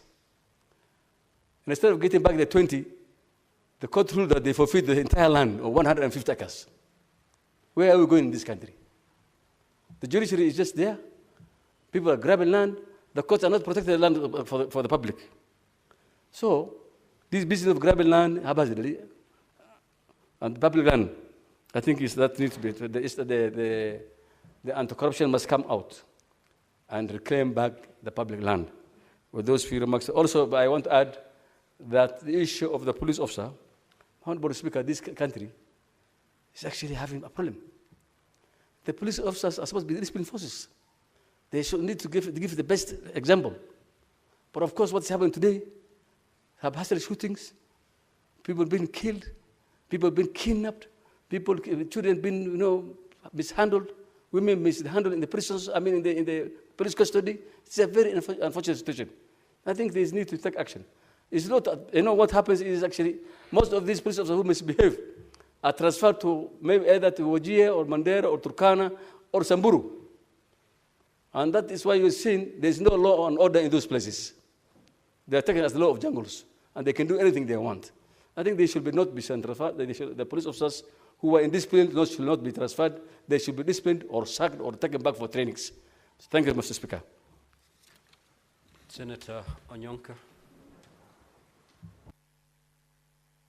Thank you, Mr. Speaker. I would like to, first of all, commend my brother, Honorable Chute, for bringing this issue, which is very substantive, because you have an issue, Mr. Speaker, where all of us do not know what to do, because you have this private land, like Honorable Abbas has said, which is being taken over by private individuals and companies, and when somebody goes to court to sort out the issue, you find that the courts are not delivering fair judgment and all that. And I really wish that the Committee on Lands will handle this thing, and the government can take this thing very seriously and understand the implication of it. Because we don't want to encourage anarchy in our country. Let there be fairness, justice, and all those things that Kenyans want. The second issue, Mr. Speaker, I want to contribute on is the case which has been brought by Senator Lezena on the attacks that are happening in Samburu County.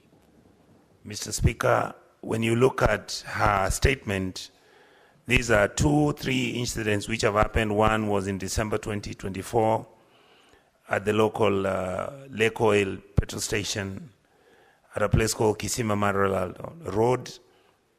The second one was at a place called Isima, and Isima town. There was also a raid by gangs, and the third one, Mr. Speaker, is where a businessman was killed. I think the CS for Interior should seriously consider this matter, because this is not the only issue that has been brought out on what is happening internally. Kenyans have the capacity, the security forces can do their job. Can we make sure that people are safe and our country is operationalized? Finally, it's okay, Mr. Speaker. Senator Eddy can inform me. Senator Eddy, you may proceed to inform your colleague. Mr. Speaker, my brother, Senator Onyonka, wasn't here in the morning, which is forms the basis of my information to him. When the CS for Defense appeared, and the Senator for Meru, and is on record, did get up and indicated that there is some semblance of peace that has been found in that region. So I wanted to inform the Senator for Kisii that what the Senator for for Meru implied at the backdrop of this statement is actually not true. And therefore, as he contributes, he can be able to further that thought that we haven't had enough peace in Samburu as well as Baringo, because this problem is still going on, and we need to fight and make sure that they are dealt with for once and for all, even as this statement has been contributed. I thank you, Mr. Speaker. Senator Anyonka, if you find that information useful, you may take it. If not, you may proceed with your remarks. Thank you, sir. Senator Eddy, I didn't find that statement useful, that information, but I accept the data you've given me. Finally, I want to say, Mr. Speaker, that the human wildlife conflict in Lamu County, another matter that needs to be handled with care and with urgency, because this is not the first time it's happening. I believe that the committees responsible should interrogate these matters as soon as possible, because the small incidents you see happening, Mr. Speaker, will degenerate and end up becoming some of the big issues that affect our country. Thank you so much, Mr. Speaker, for giving me the opportunity to vent on this issue. Senator Wambua.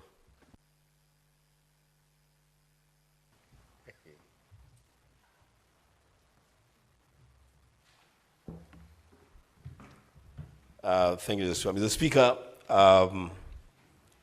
I wish to make a comment on the statement brought to the House by Senator Tom Ojienda on the matter of the suitability and safety of Ombeyi dump site in Kisumu County. Mr. Speaker, there's a reason why the drafters of the Constitution in the fourth schedule, part 2, assigned the responsibility of refuse removal, dumps, and solid waste disposal, assigned that responsibility to county governments. The Speaker, even as I thank Senator Ojienda for coming up with this statement, it is my considered view, Mr. Speaker, that even as the committee retreats to look at this statement, this matter is a lot more weightier than just a statement being canvassed in a committee. Mr. Speaker, this is a matter, in my own view, that perhaps the senator would have considered bringing a motion in this House. Because, Mr. Speaker, the issue of waste disposal and management in our counties has actually reached alarming levels. Mr. Speaker, you know, there is this old adage that every waste that has been generated in a county then should be recycled, and people get products from the recycled solid waste. But, Mr. Speaker, we refuse to think slightly deeper than that and realize that, Mr. Speaker, first of all, not every waste is biodegradable. Secondly, Mr. Speaker, we have hospitals, dispensaries, health centers scattered all over our counties that nobody really looks into the issue of clinical waste management. Mr. Speaker, and I whispered this a few minutes to you ago, I had the misfortune of getting a story from a parent of a child who went on a dump site in a county, I don't want to mention the county now, Mr. Speaker, and came back home with pieces of what looked like rotten flesh, which actually could have been human flesh. Mr. Speaker, the issue of management of waste in counties, both solid and liquid, is a matter for which I would urge a committee of health, if that's where this statement will end up, to consider developing a motion, which motion will set a process of every county, every senator, to go back to their counties and do a review of how the waste in those counties is being managed, Mr. Speaker. And we come back here, there's 47 of us, and discuss waste management in our counties, Mr. Speaker. There is a problem in waste management in counties. That problem cannot be cured through a statement, though this is really a move in the right direction. Mr. Speaker, I support. Honorable Senators, before I allow the clerk to call the next order, allow me to pass this message. Honorable Senators, I wish to report to the Senate that I have, pursuant to Standing Order 46.3, received the following message from the Speaker of the National Assembly regarding the decision of the National Assembly on the Senate amendments to the Gambling Control Bill, National Assembly Bill number 70 of 2023. The message, dated Wednesday, 12th of March 2025, was received in the office of the Clerk of the Senate on Wednesday, 12th March 2025. Pursuant to Standing Order 46.4, I now report the message. Pursuant to the provisions of Standing Order 41.1 and 148B of the National Assembly Standing Orders, I hereby convey the following message from the National Assembly. Whereas on Wednesday, the 6th of December 2023, the National Assembly passed the Gambling Control Bill, National Assembly Bill number 70 of 2023, and thereafter referred the bill to the Senate for consideration in accordance with Article 110(4) of the Constitution. And whereas on Tuesday, the 8th of October 2024, the Senate considered and passed the said bill with amendments and referred it back to the National Assembly in accordance with the provisions of Article 112(1)(b) of the Constitution. Further, whereas on Thursday, 16th of January 2025, the National Assembly negatived a motion on consideration of the Senate amendments to the Gambling Control Bill, National Assembly Bill number 7 of 2023, thereby committing the bill to a mediation committee in accordance with the provisions of Article 112(2)(b) of the Constitution.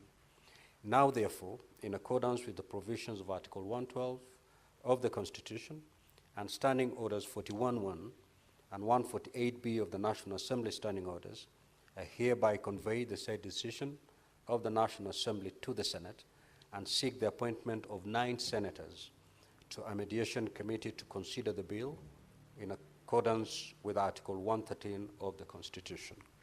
Honorable Senators, consequent to the said decision, the Speaker of the National Assembly appointed the following members of the National Assembly to the Mediation Committee to consider the bill in accordance with Article 113 of the Constitution. The Honorable Daniel Wanyama, CBS MP, the Honorable Omboko Milema, CBS MP, the Honorable CPA Kuria Kimani, CBS MP, the Honorable Dr. Jacon Kosgei, MP, the Honorable Dominic Letipila, MP, the Honorable Kwenya Thuku, MP, the Honorable Dr. Ariko Namoit, MP, the Honorable Mark Nyamita, MP, and Honorable Dr. Irene Kasalu, MP. Now, Honorable Senators, pursuant to Article 113 of the Constitution and Standing Order 166(2) of the Senate, and in consultation with the Senate Majority Leader and the Senate Minority Leader, I have appointed the following senators to the Mediation Committee. 1, Senator Wakili Hilary Sigei, CBS MP, Senator Catherine Muma, MP, Senator Alan Kiprotich Chesang, MP, Senator Eddie Gisheru Okech, MP, Senator Julius Mugo Recha, CBS MP, Senator Isa Juma Boy, MP, Senator Beatrice Akinyi Ogola, MP, Senator Rafael Chimera Mwinzagu, MP, and Senator Esther Anyeni Okenyuri, MP.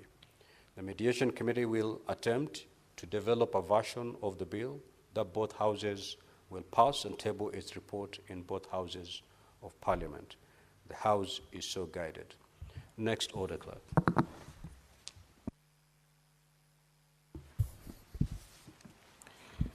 Order number 8, motion. Consideration of the report of the Standing Committee on Finance and Budget on the 2025 Budget Policy Statement. Division.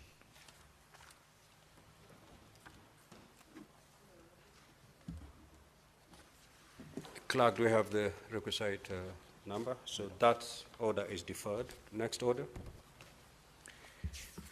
Order number 9, motion. Consideration of the report of the Standing Committee on Finance and Budget on the 2025 medium-term debt management strategy. Resumption of debate. Now, honorable senators, at the interruption of debate, Senator Daniel Manzo had the floor with a balance of 13 minutes. He's not in the House, and therefore the floor is open. Senator Faki.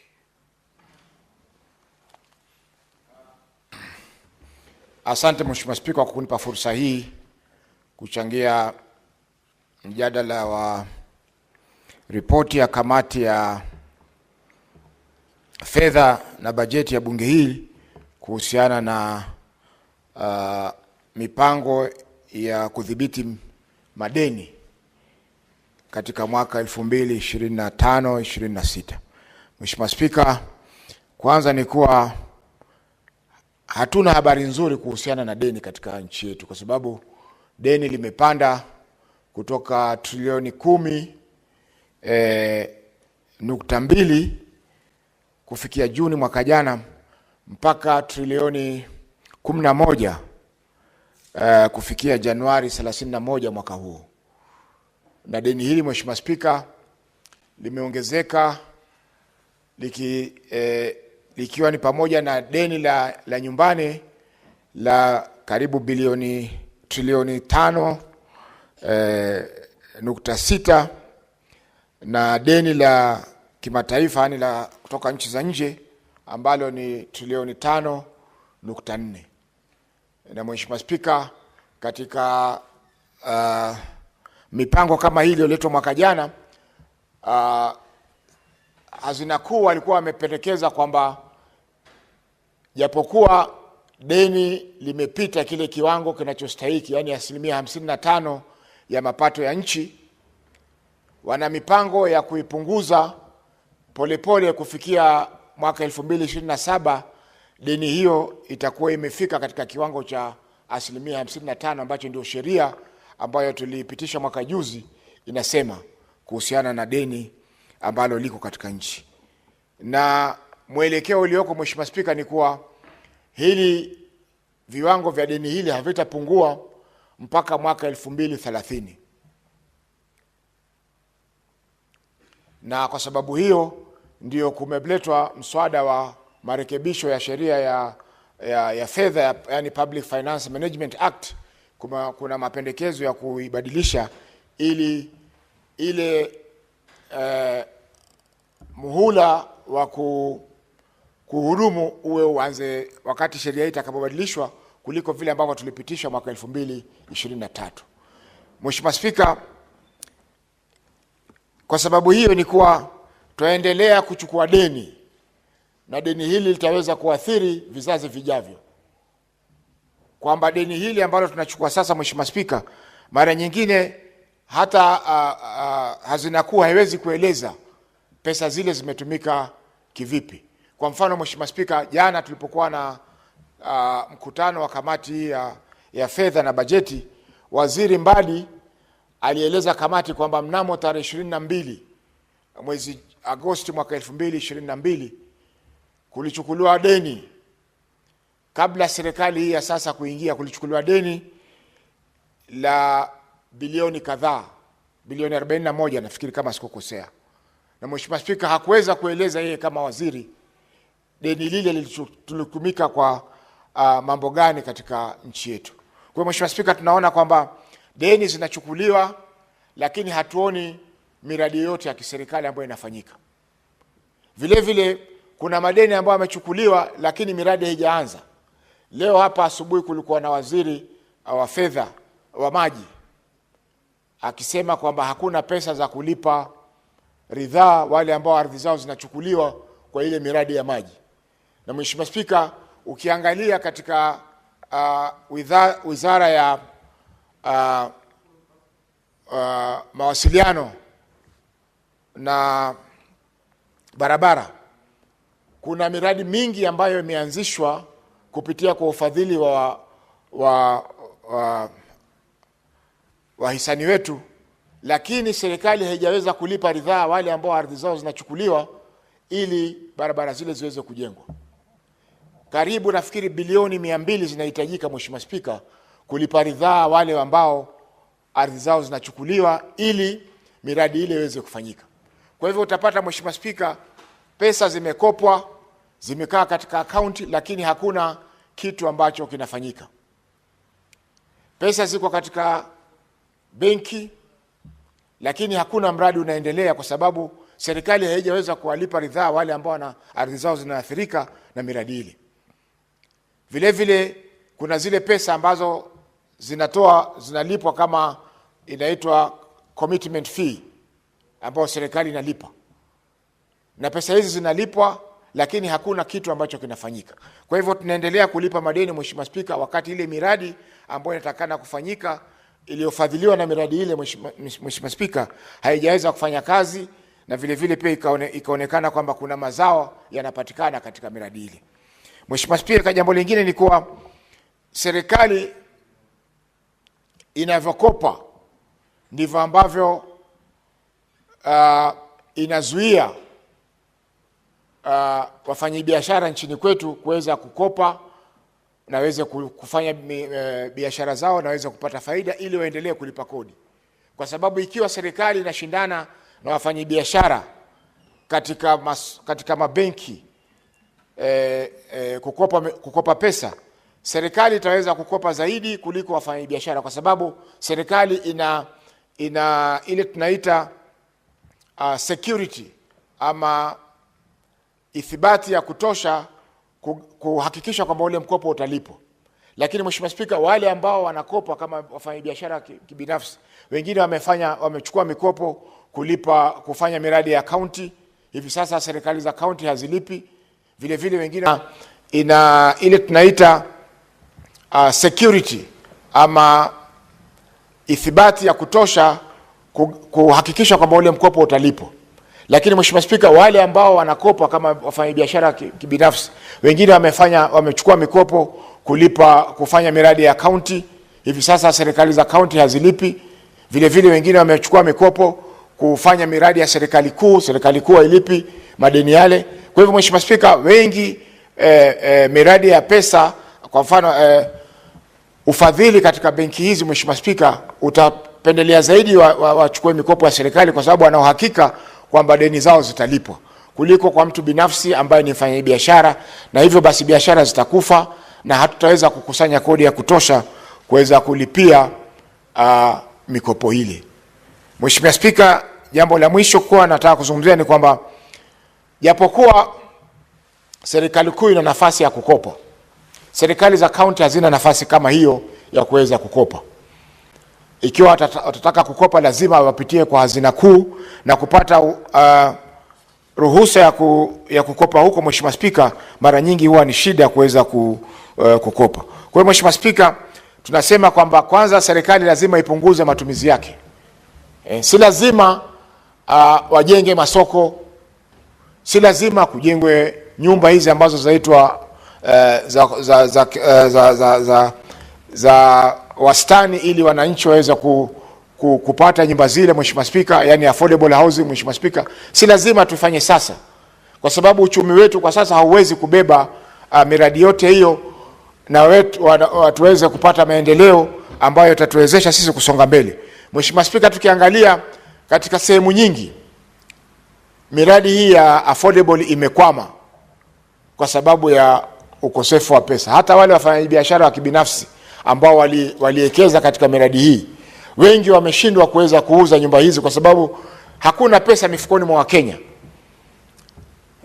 Wakenya wengi hawawezi kudhibiti malipo ambayo yanatakana kulipia kila mwezi ama kila mara kwa mara ili waweze kuweza kuziweka nyumba hizi. Ukiangalia Mheshimiwa Spika, kuanzia Jumatatu na Jumanne labda mpaka Jumatano, kuna kurasa zaidi ya 10 katika magazeti ambayo inaonyesha mali za Wakenya zinauzwa kwa sababu ya ukosefu wa kulipa madeni ambao wanachukua. Kwa hiyo Mheshimiwa Spika, hakuna haja ya kujenga nyumba hizi alafu nyumba zibaki mahame.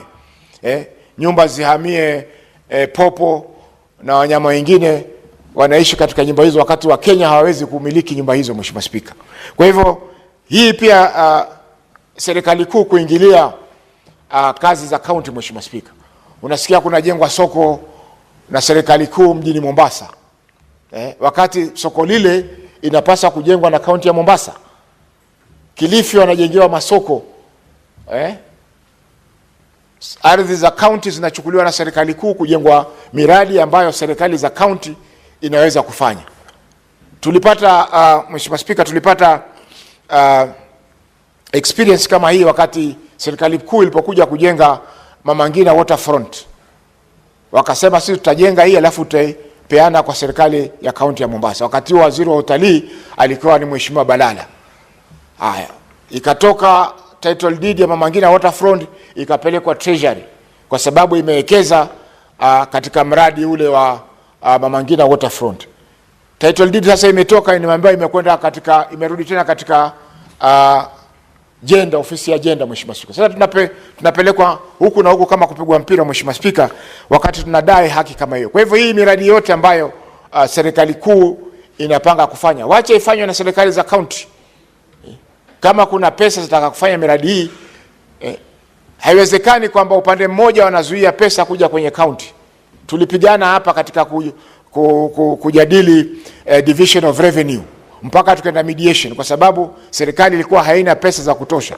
Wakatuongezea labda bilioni 5 peke yake kwenye zile ambazo walikuwa wamepanga kupeleka katika kaunti zetu. Na hivi sasa naona katika mwaka unaofuata pia, Mheshimiwa Spika, kutakuwa na mvutano sana kwa sababu kamati yetu ya fedha imependekeza bilioni 400 na 65. Na najua hapo kutakuwa na mvutano kwa sababu serikali kuu haiko tayari kupeleka pesa hizo katika kaunti. Lakini tukiangalia ile miradi ambayo serikali kuu inafanya, masoko wataka kujenga wao, nyumba wataka kujenga wao, Mheshimiwa Spika, pesa hizi zikikusanywa pamoja ni kidogo kuliko zile, ni nyingi kuliko zile ambalo sisi hivi sasa tumependekeza zipelekwe katika kaunti zetu kama mgao wa mwaka 2025 2026. Kwa Mheshimiwa Spika, kumalizia ni kwamba naunga mkono ripoti hii ambayo imeletwa na kamati hii yetu ya fedha na bajeti, na kwa tujaribu, Mheshimiwa Spika, kuhakikisha kwamba tunaiweka serikali mahali pake kwa masuala ya mikopo.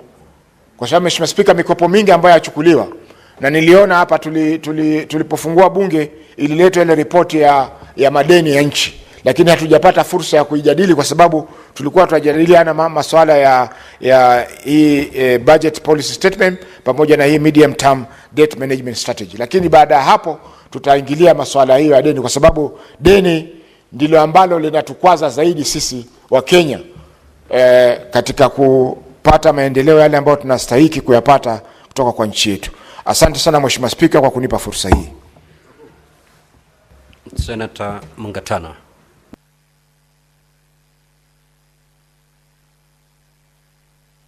Mr. Speaker, I want to thank you for giving me an opportunity to also debate this report on the medium-term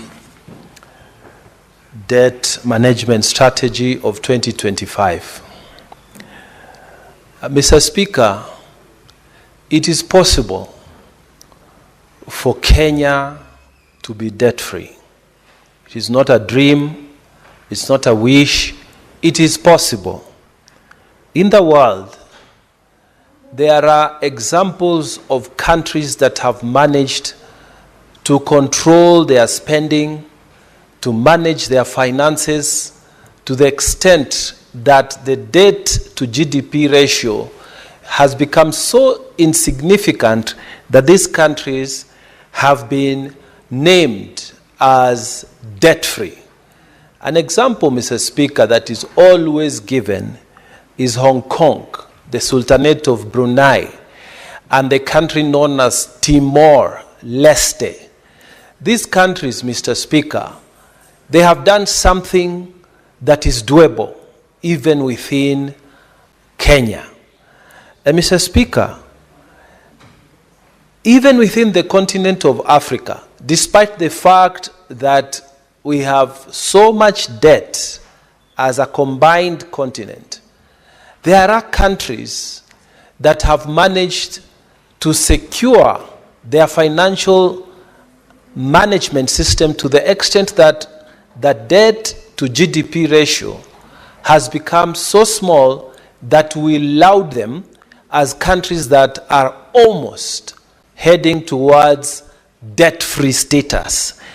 Mr. Speaker, DRC here has a 6% debt to GDP ratio. If you look at a country like Namibia, Mr. Speaker, has 22% GDP to debt to GDP ratio. The country known as Sao Tome and Principe has a debt to GDP ratio of 32%.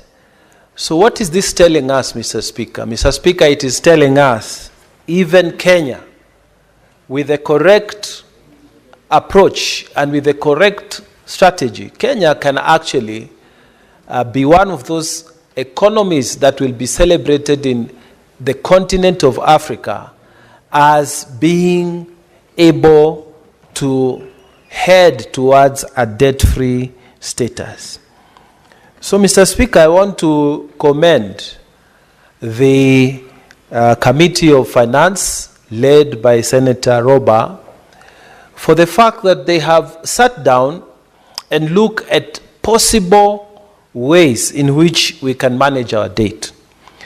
Mr. Speaker, as stated by previous speakers on this matter, we are not in a good place as a country. In fact, Mr. Speaker, the report shows that we have continued to depend largely on domestic borrowing in this country, which has continued to squeeze credit that would have been available for traders and would have helped to stir economic development.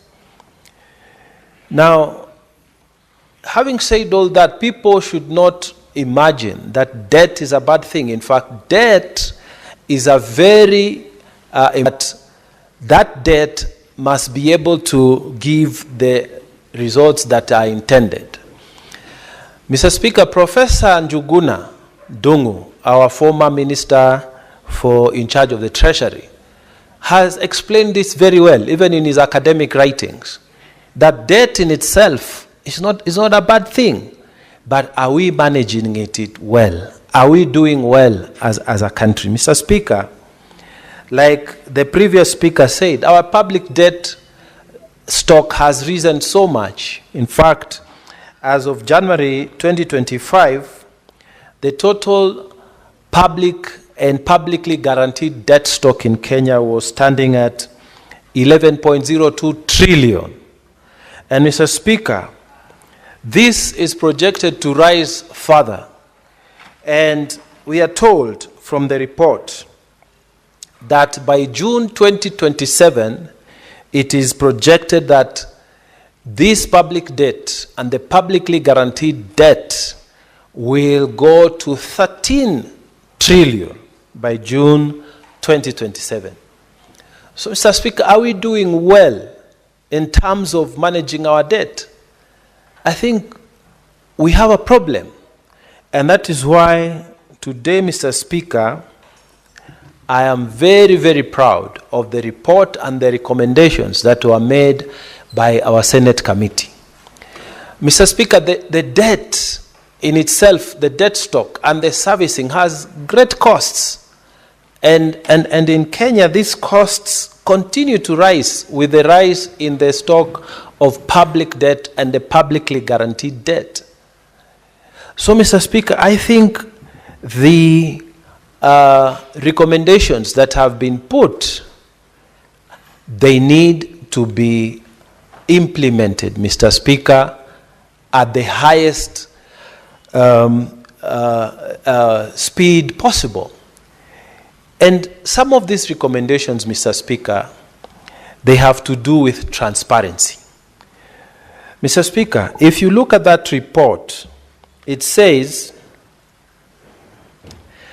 the National Treasury, the Central Bank, and the Controller of Budget should fully automate the withdrawal of debt service payments from the Consolidated Fund by 31st May 2025. Additionally, an interagency report on the implementation status of these recommendations should be submitted to Parliament 15 days after the 31st May 2025. What is this recommendation saying, Mr. Speaker? It is saying that the withdrawal of the debt service payments are not automated. They are not fully automated, at least. What does it mean, Mr. Speaker? It means some monies can actually be withdrawn and they're supposed to be servicing debts or servicing the cost of debt, and yet we are dealing with paperwork that is physical. What does it mean, Mr. Speaker? We all know that when matters are not automated, when there is human interference, it means there is a possibility of pilferage, Mr. Speaker. Mr. Speaker, this Senate report is telling us that in fact there is no transparency even in withdrawing the money and making those payments. Mr. Speaker, it is a shame. We have been independent for many decades now, and it cannot be that payment for withdrawal for payments on servicing our debt, part of it is manual. This is what it is suggested here, Mr. Speaker.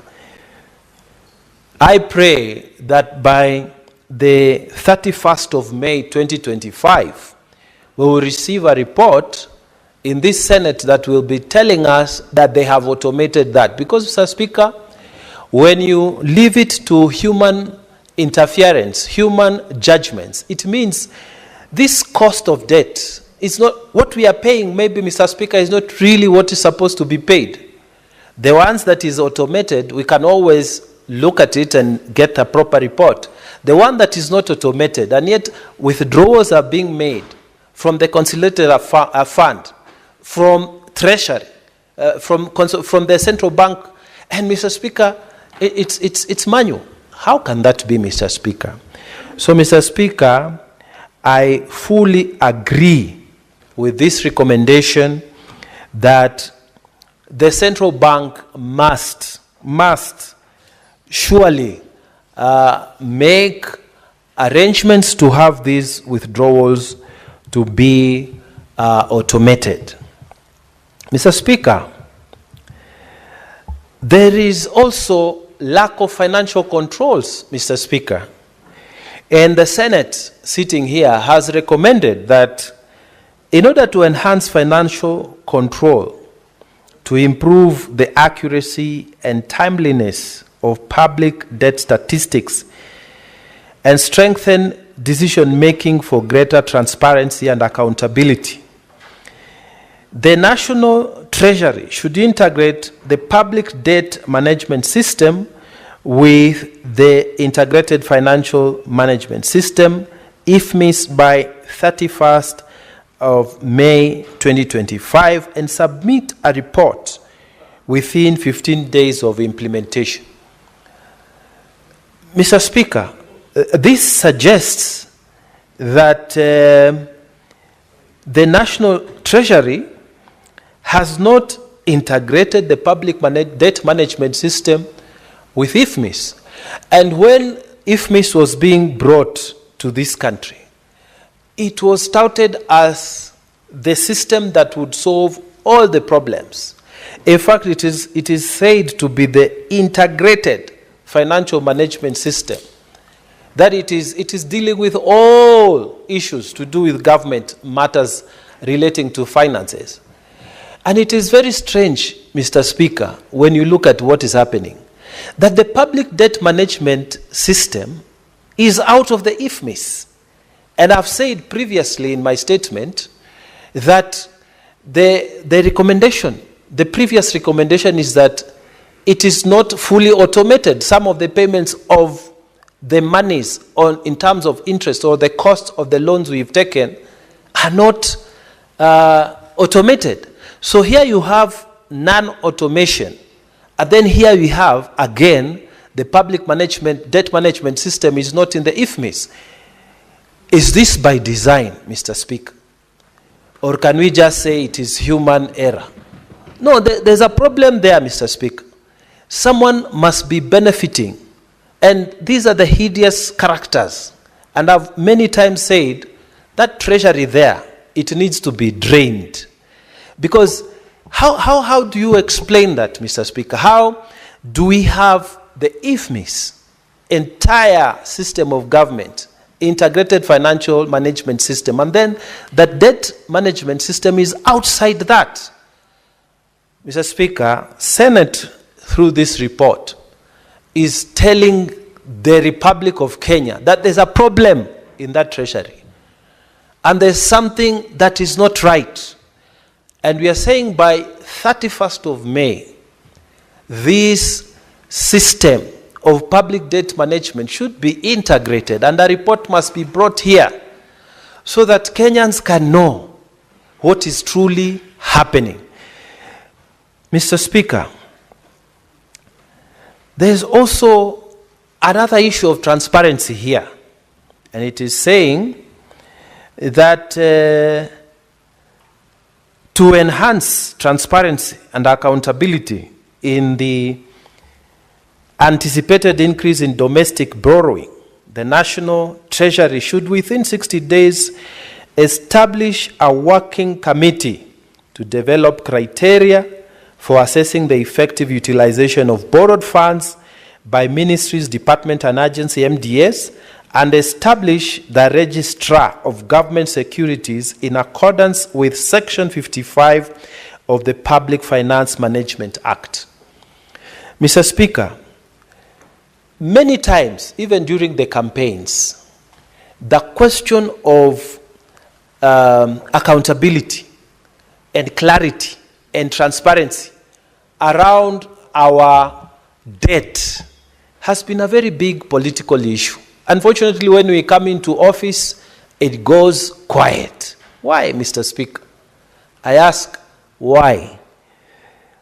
So, Mr. Speaker, this working committee is supposed to develop the criteria for assessing what? The effective utilization of borrowed funds.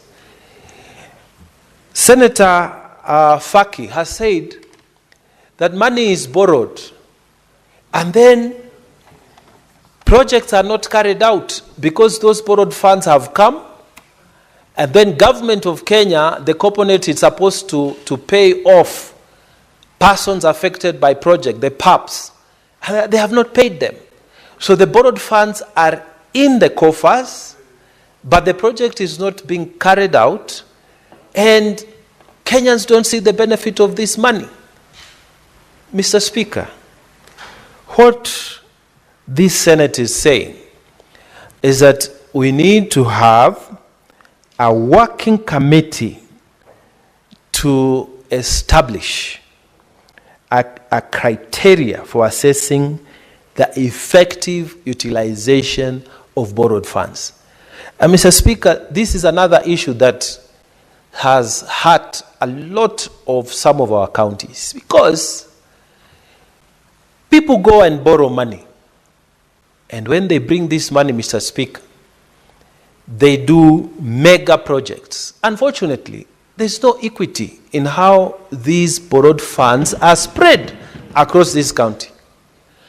Mr. Speaker, yesterday somebody said here in the floor of the Senate that he was shocked to learn that monies were borrowed, and these monies, they were benefiting one county, which was supposed to be built, I don't know how many hospitals and health centers, while his county got zero. Mr. Speaker, borrowed funds We need to have equity. Counties, in fact, when this money is come, when this working committee starts working, they should tell us how much money has, for example, Tana River benefited from these borrowed funds, Mr. Speaker. We don't need to run for president for us to benefit from borrowed funds which all of us are paying taxes for, Mr. Speaker. This country needs to get out of this mentality that it is our time to eat.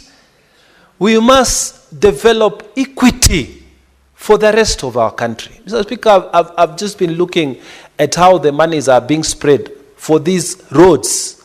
You find our counties, a county like Tana River, we get almost nothing, while other counties are dominating the entire money. And those monies are borrowed funds, Mr. Speaker. So we are asking these working committees to be fair. They should they should actually publish. We should be honest in this country for us to heal the wounds that have created counties that are marginalized, like Tana River. We must start being honest. When we use this government of Kenya to go and collect money, and the debt we are all paying, all of us are paying, Mr. Speaker, the benefits of that debt must be spread across the counties so that all of us, even when we are paying this generation, the next generation, we should be paying knowing that, okay, that $7 billion that was borrowed, we also benefited as a county on this percentage. Because those statistics are not there. We are just told the national debt is at 11.02 trillion. The debt of public stock and publicly guaranteed debt is at 11.0. But you are not told how much of this 11.03 trillion went to Tana River County. And this country needs to start being honest, Mr. Speaker. It must be fair to all of us. Otherwise, Mr. Speaker, the one issue that this Senate has recommended is that there must be a debt register which will detail on the utilization of borrowed funds, including a specific breakdown of project financed through the proceeds of infrastructure bonds. Mr. Speaker, these recommendations are very deep. And I pray that colleague senators would see what I see, because timelines have been given for these recommendations to be activated and actioned. And Mr. Speaker, I pray that the Treasury, the Central Bank, and all those agencies that deal with matters finance will take the recommendation on this debt strategy management seriously in 2025, because for them it's like a normal thing. They don't see like it's a serious matter. People sit there, they just put us in debt, and then they are quickly telling us how bad the situation is. At every 100 shillings, we have to pay 70 shillings back for debt. Yes, we are paying that 70 shillings, but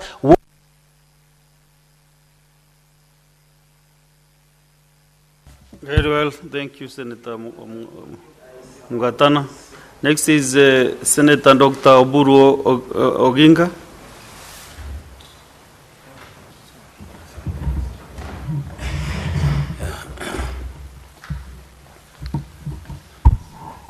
Thank you, Mr. Speaker. Mr. Speaker, sir, I stand up to make my contribution to this very, very important subject of debt management for our country. Mr. Speaker, I must from the onset admit that there is no country which does not have debt. All countries, including the richest countries, still borrow money. Mr. Speaker, it is not the question of borrowing. It is the question of management, managing the funds that you borrow. Mr. Speaker, in our country, or in our continent, Africa, most of the countries were classified by the developed world as HIPIC. And Mr. Speaker, HIPIC means highly indebted poor countries of the world. Mr. Speaker, our country, Kenya, used to belong to that group of classification. We were a highly indebted poor countries of the world. And because you are highly indebted and you are also poor, your risk, the risk of investing in you, the risk of giving you debt or giving you loans is very, very high. And therefore, the tendency generally in the financial world is to make that capital very, or that money borrowed very expensive, Mr. Speaker. Mr. Speaker, if you make it expensive for poor countries, the result is that they don't pay and they default in payment.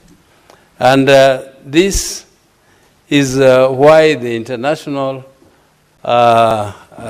financial arrangement was made in such a way that if you fall under the HIPIC, you would get cheaper loans on long term with long grace periods of repayment, but still you have to pay, and therefore when you get access to such loans, you don't access the commercial window in the international markets.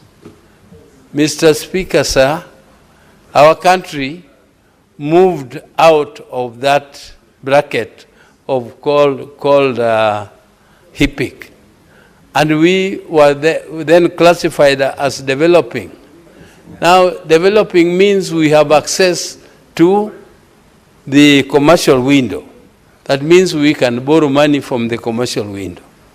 Mr. Speaker, this is a very, very dangerous thing, because when you are upgraded to access the commercial window, then it means that you have to be very careful, because a lot of countries would like to give you money.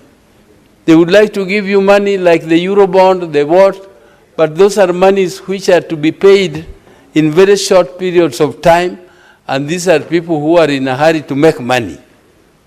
Therefore, our negotiators, we have to train our people when they do financial negotiations with these people, because they are very smart and they have expertise, and a lot of expertise in negotiating some of these loans, Mr. Speaker. So you find that some of the loans are skewed, even though the policies were there. The policies which were there when I was there was, Mr. Speaker, sir, one of them was that any loan which does not contain a 35% grant within it was not touched by our government. Mr. Speaker, I don't know whether this policy is still there or not, but it was one of the things which was now making us difficult for many people who just want to make quick money to be running to the government to make that kind of quick money from that window. Mr. Speaker, sir, the other reason is that it makes it more difficult for you to negotiate the cheaper loans on long term with a longer grace period of negotiations, Mr. Speaker. But, Mr. Speaker, some of these people who give cheap loans, some of these multilateral institutions, they are very, very sensitive, Mr. Speaker. And there are a lot of projects in our country which are stalled, not for any other reason, but because of activism. Sometimes, I don't know, restriction. There's a lot of, when there is a lot of activism, for instance, if you query and there is an issue coming out that the people there have not been properly consulted on some issues, or even issues of what you call aesthetics.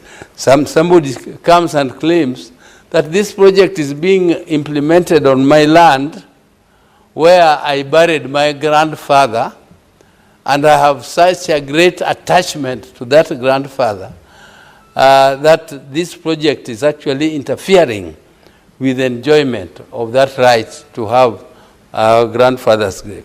That alone is enough to stop a project, and it takes more than a year to renegotiate and get that project back. I can give you an example. The Sondo Miriu project, there was just some activism.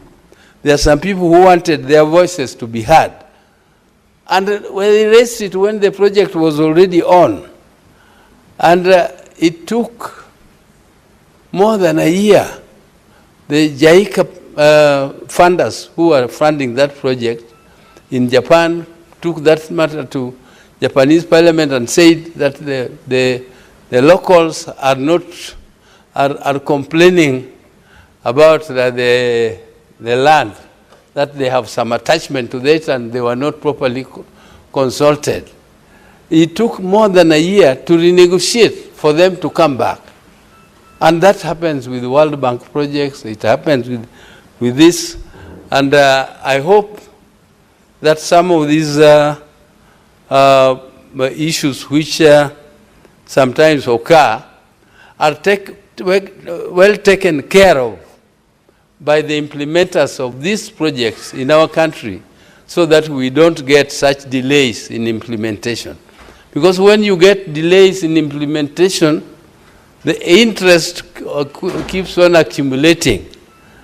And even for that period when the project is stopped, the interest will continue to accumulate, and the taxpayers, the Kenyan taxpayers, will pay heavily for such incompetencies. Mr. Speaker, sir, it is very, very important that we look for alternative ways of development. We cannot concentrate on one way, which is just loans and raising the taxes. We can raise taxes. We can get loans, Mr. Speaker, but it might not be enough.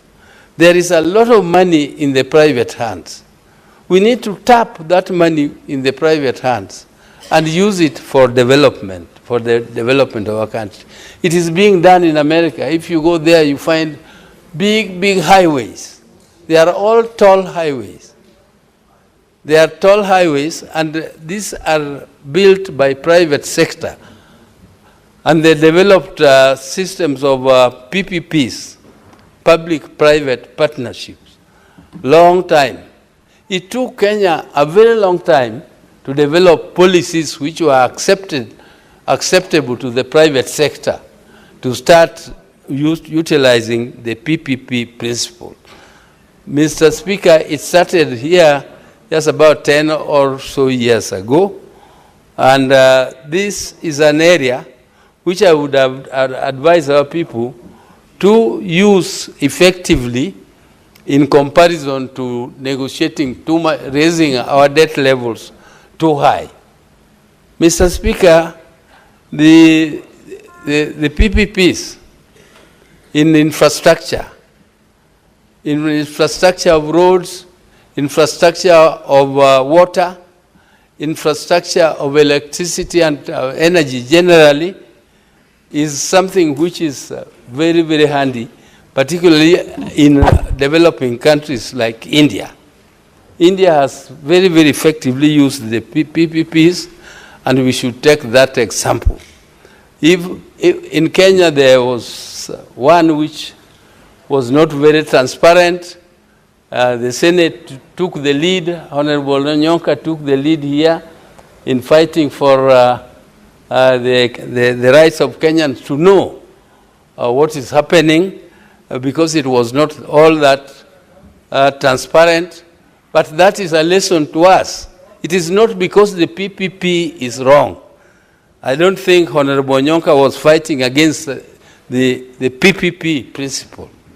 He was fighting against the transparency in the implementation of the project, so that people know that they are getting value for their money, so that those who can also do the same thing are given opportunity to compete and participate in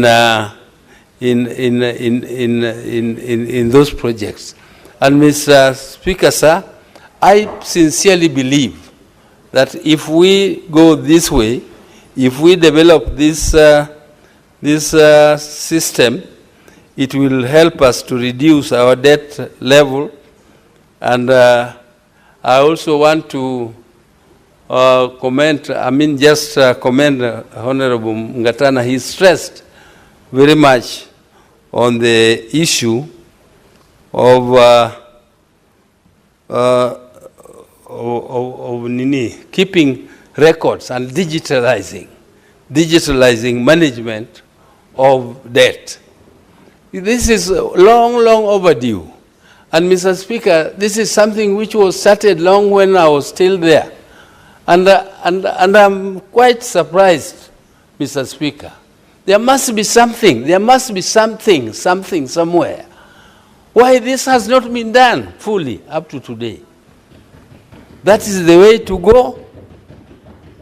And there must be people there who are either benefiting or I don't know for what reason, that has not been digitalized fully up to now, and it is recommended in the report that should be done as by yesterday.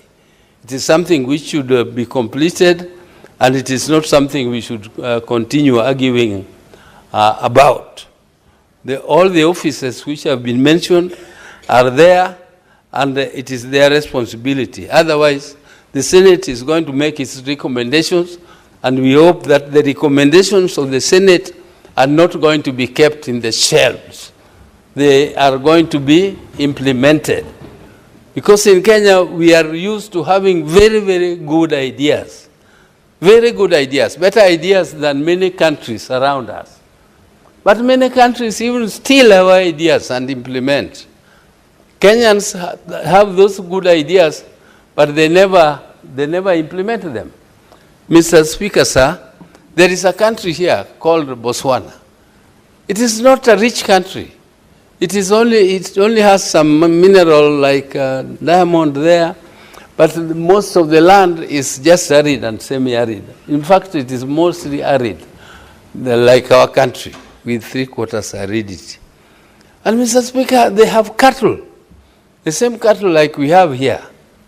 And they have managed to develop their meat industry, to protect their livestock, and do export of meat to countries which are nearer us here.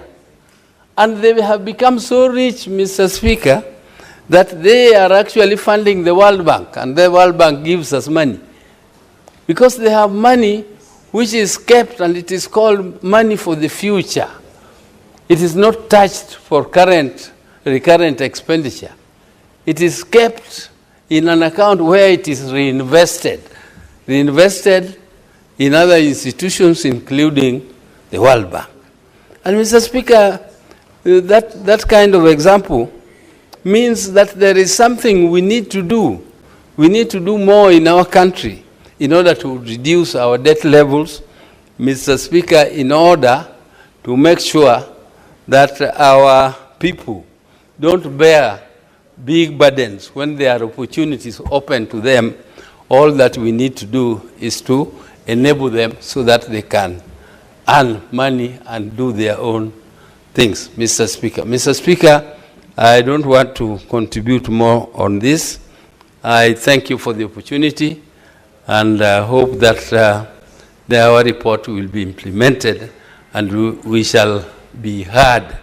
And Mr. Speaker, there was a report here in Bunge some times ago when there was Elijah Mwangali on the JM Kariuki report, and he said there is a say in Kiluhia there, which says that the hyena was moving in the forest. He found a stone, and he told the stone, please hear me. The stone, please hear me. I'm talking to you, and I'm telling you to do the right thing. I'm telling the stone, even though you are quiet, but I'm sure you have heard.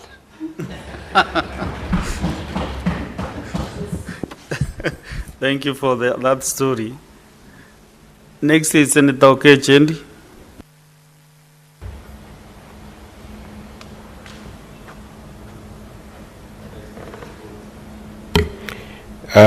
Mr. Speaker, it seems that we were supposed to go to the other side where probably there will be some stones. But I'm glad you have come to me, because I'm certainly not a stone. I've heard about what Senator Oburu has said, and I'm going to contribute more to what was said. And thank you so much, Mr. Speaker, for giving me this chance, because, Mr. Speaker, midterm debt management strategy is the fundamental of budget making.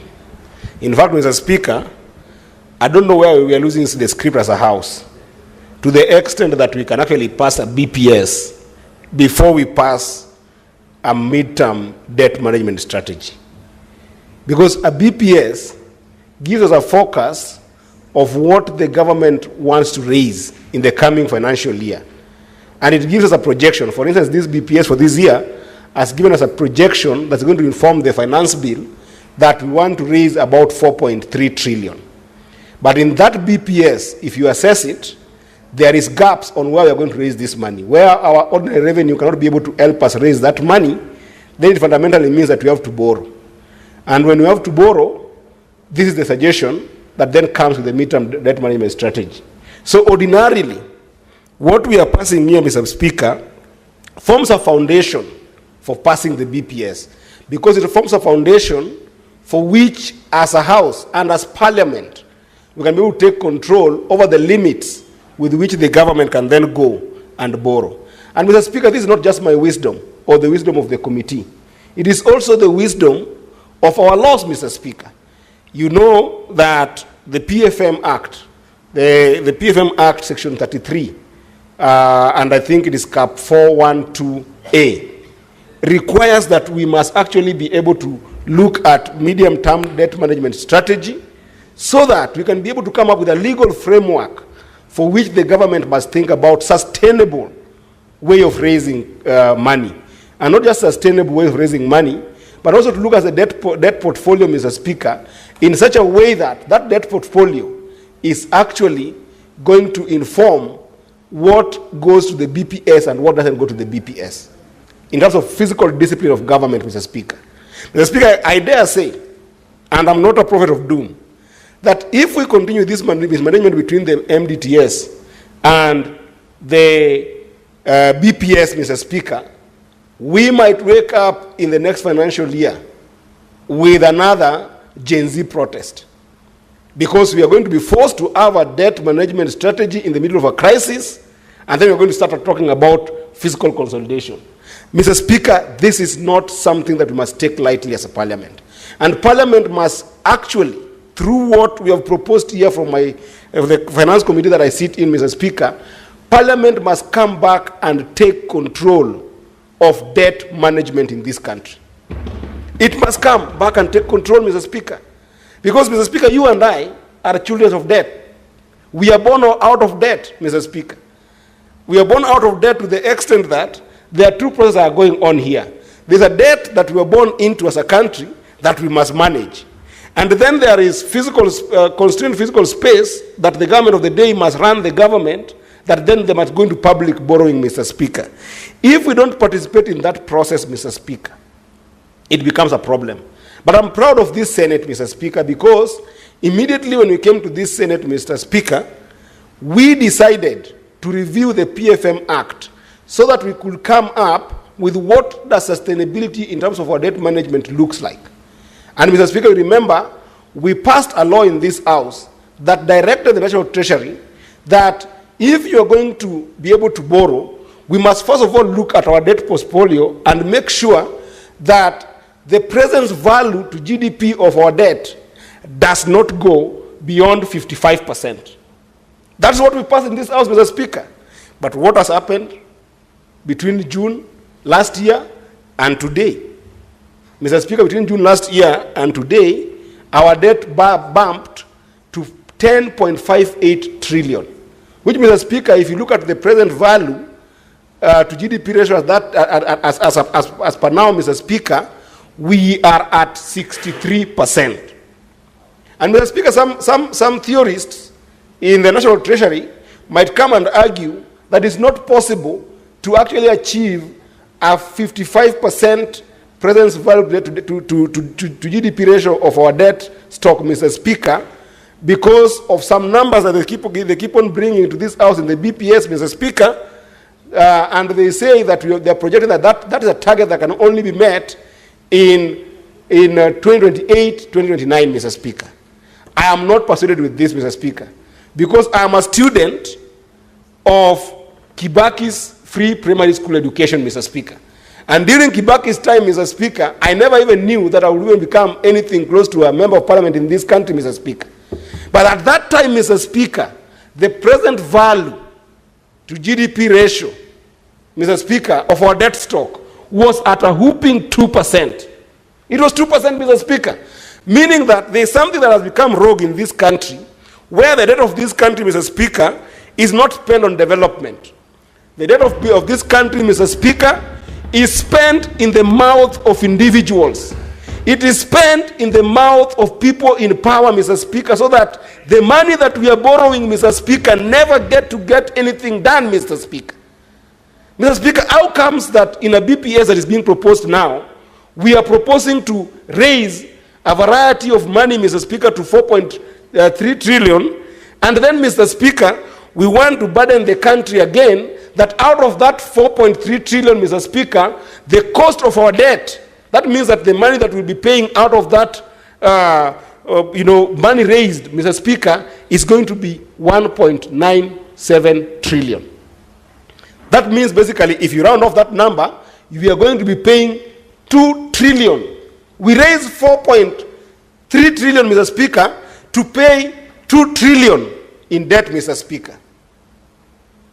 Are we slaves in our own country? And are we fine being slaves in our own country, Mr. Speaker? When we have got a PFM, Mr. Speaker, that has actually guided us, that in structuring our debt in this country, Mr. Speaker, we must also be able to look at how do we make our domestic debt market, sustainable, Mr. Speaker. The same way Honorable Senator Mungatana has indicated that our domestic market, Mr. Speaker, is currently depressed. It is bleeding. It is hemorrhaging, Mr. Speaker. The domestic debt market is completely unsustainable, Mr. Speaker. Last year, Mr. Speaker, I was the same Finance and Budget Committee when we did propose that the only reason why we'll pass a BPS in this House is if the Treasury will help the country go to a 50%, 50-50 situation whereby the domestic debt will be 50% and the foreign market will be the external market, Mr. Speaker, will take the other 50%. What happened, Mr. Speaker? On the report that we have had now, Mr. Speaker, we have 30-70. 30% external, 70% domestic. Then what are we doing as a House? Why then do we sit and restructure debt, Mr. Speaker, and recommend certain numbers that can be able to allow that we don't face crowding out of our businesses, Mr. Speaker? Because, Mr. Speaker, what happens is the government has realized that the domestic market, despite the fact that it's the most expensive compared to the external market, Mr. Speaker, it is a very easy capital to come by. It's a very easy capital to get your hands into. And it's a very easy money to come from Equity Bank or to come from KCB or to come from Family Bank and then go to Central Bank and because there's no automation, Mr. Speaker, you can quickly get your hands in some monies here and there, and it gets lost somewhere, Mr. Speaker. Mr. Speaker, how is this possible? If you are coming here, Mr. Speaker, with a proposal, because if you look at the report that we have here, Mr. Speaker, we are being told as a parliament that we be comfortable that our gross, let me just get it, Mr. Speaker, because I don't want to say things that don't exist, because this is what has been proposed here, Mr. Speaker, that we be comfortable with a gross financing of a ratio of 25 to 75. That means that 25 is going to the external market and 75 to the domestic borrowing market. Mr. Speaker, last year we said that gross borrowing must be 50%. How is it being proposed that now it has to be 75%? And Mr. Speaker, if you go to the net borrowing, the net financing strategy is 35 to 65%. Meaning that where Parliament has become comfortable in terms of becoming a rubber stamp in this process, because that's what we have become. We are a mere rubber stamp in this process of budget making, Mr. Speaker. Where we have become comfortable that we are a rubber stamp, the executive also becomes comfortable that, wait a minute, we can increase this domestic debt borrowing. Because it's easy money, it's quick money to get. We can just keep on increasing it, Mr. Speaker. But, Mr. Speaker, when you increase this domestic public borrowing, Mr. Speaker, what you are doing is that today you are killing Keroche breweries. Today, Mr. Speaker, it's not possible for Keroche to borrow and compete with government, because the government borrowing is going to be lucrative for the commercial banks as possible, Mr. Speaker. Today you are killing Bata. Today you are killing Safaricom. Today you are choosing to kill all the business that I see thriving in this economy, Mr. Speaker. And Mr. Speaker, we have actually seen a number of our businesses closing down because out of this borrowing, and you want to raise a bigger deficit of about 900 billion, Mr. Speaker, which again has increased from 700 billion last year. What you are doing also is that as you increase the cost of borrowing in this country, Mr. Speaker, and the risk associated with it in the domestic market, what you are also doing, you are increasing taxes on these businesses. You are increasing taxes on these businesses, Mr. Speaker. The corporate tax, the income tax, and all the taxes that are going on in this country, Mr. Speaker, are making it virtually impossible even to think about a startup nation, Mr. Speaker. Businesses that could easily attract $500 million, Mr. Speaker, cannot get those monies in our economy today. Reason being, the structure of debt is not possible to get money to finance them in our economy. Our economy also, if it comes to startup market, Mr. Speaker, we don't have a thriving venture capitalist who can be able to actually backstop this idea of lack of credit in our commercial business, Mr. Speaker. Once you have credit, you know, Mr. Speaker, if you're in the US, I know people are arguing that there is no country that doesn't borrow. Yes, even the US borrows. That is true. The US has got debt, China borrows, other countries borrow. But the first thing, Mr. Speaker, is that when they borrow on their currency. So that the US is comfortable with their debt. If the worst will happen, the US will simply print their money and be able to pay. But as when we borrow, we peg it to the dollar, Mr. Speaker. When we peg it to the dollar, any adjustments in the global market, Mr. Speaker, do affect us. Any adjustment in the global market economy, Mr. Speaker, do affect us. So our debt will continue piling and piling, Mr. Speaker, to the extent that if we approved what the Treasury is asking us to approve without juxtaposing it with the BPS, Mr. Speaker, what will happen is that by June of this year, Mr. Speaker, we will have a debt stock of 11.07 trillion. Mr. Speaker, you haven't even paid what you're born of. And I can see you, Mr. Speaker, when I look at you, you already have gray hair, Mr. Speaker.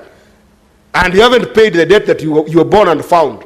Yet, in another 3 months, your debt stock as a country is going to 11.07 trillion, Mr. Speaker. And Mr. Speaker, let me remind you that even this number is not factual. It's not a number that you can be comfortable defending. This is a number that we are given by the Treasury to defend its proposed ratio for borrowing, Mr. Speaker. Senator Eddie Okech. What is the relationship between my gray hair and the debt management? That's a good question, Mr. Speaker. Mr. Speaker, the relationship is very simple. Since you are born up to now, you are almost going towards your old age, Mr. Speaker. You have been paying a lot of debt in this country that you don't understand, haven't helped you. And Mr. Speaker, I see you working very hard. Every day you are in this house, Mr. Speaker, to work for the nation. You are earning meager income, Mr. Speaker, which again, 50% of it must go to pay debt.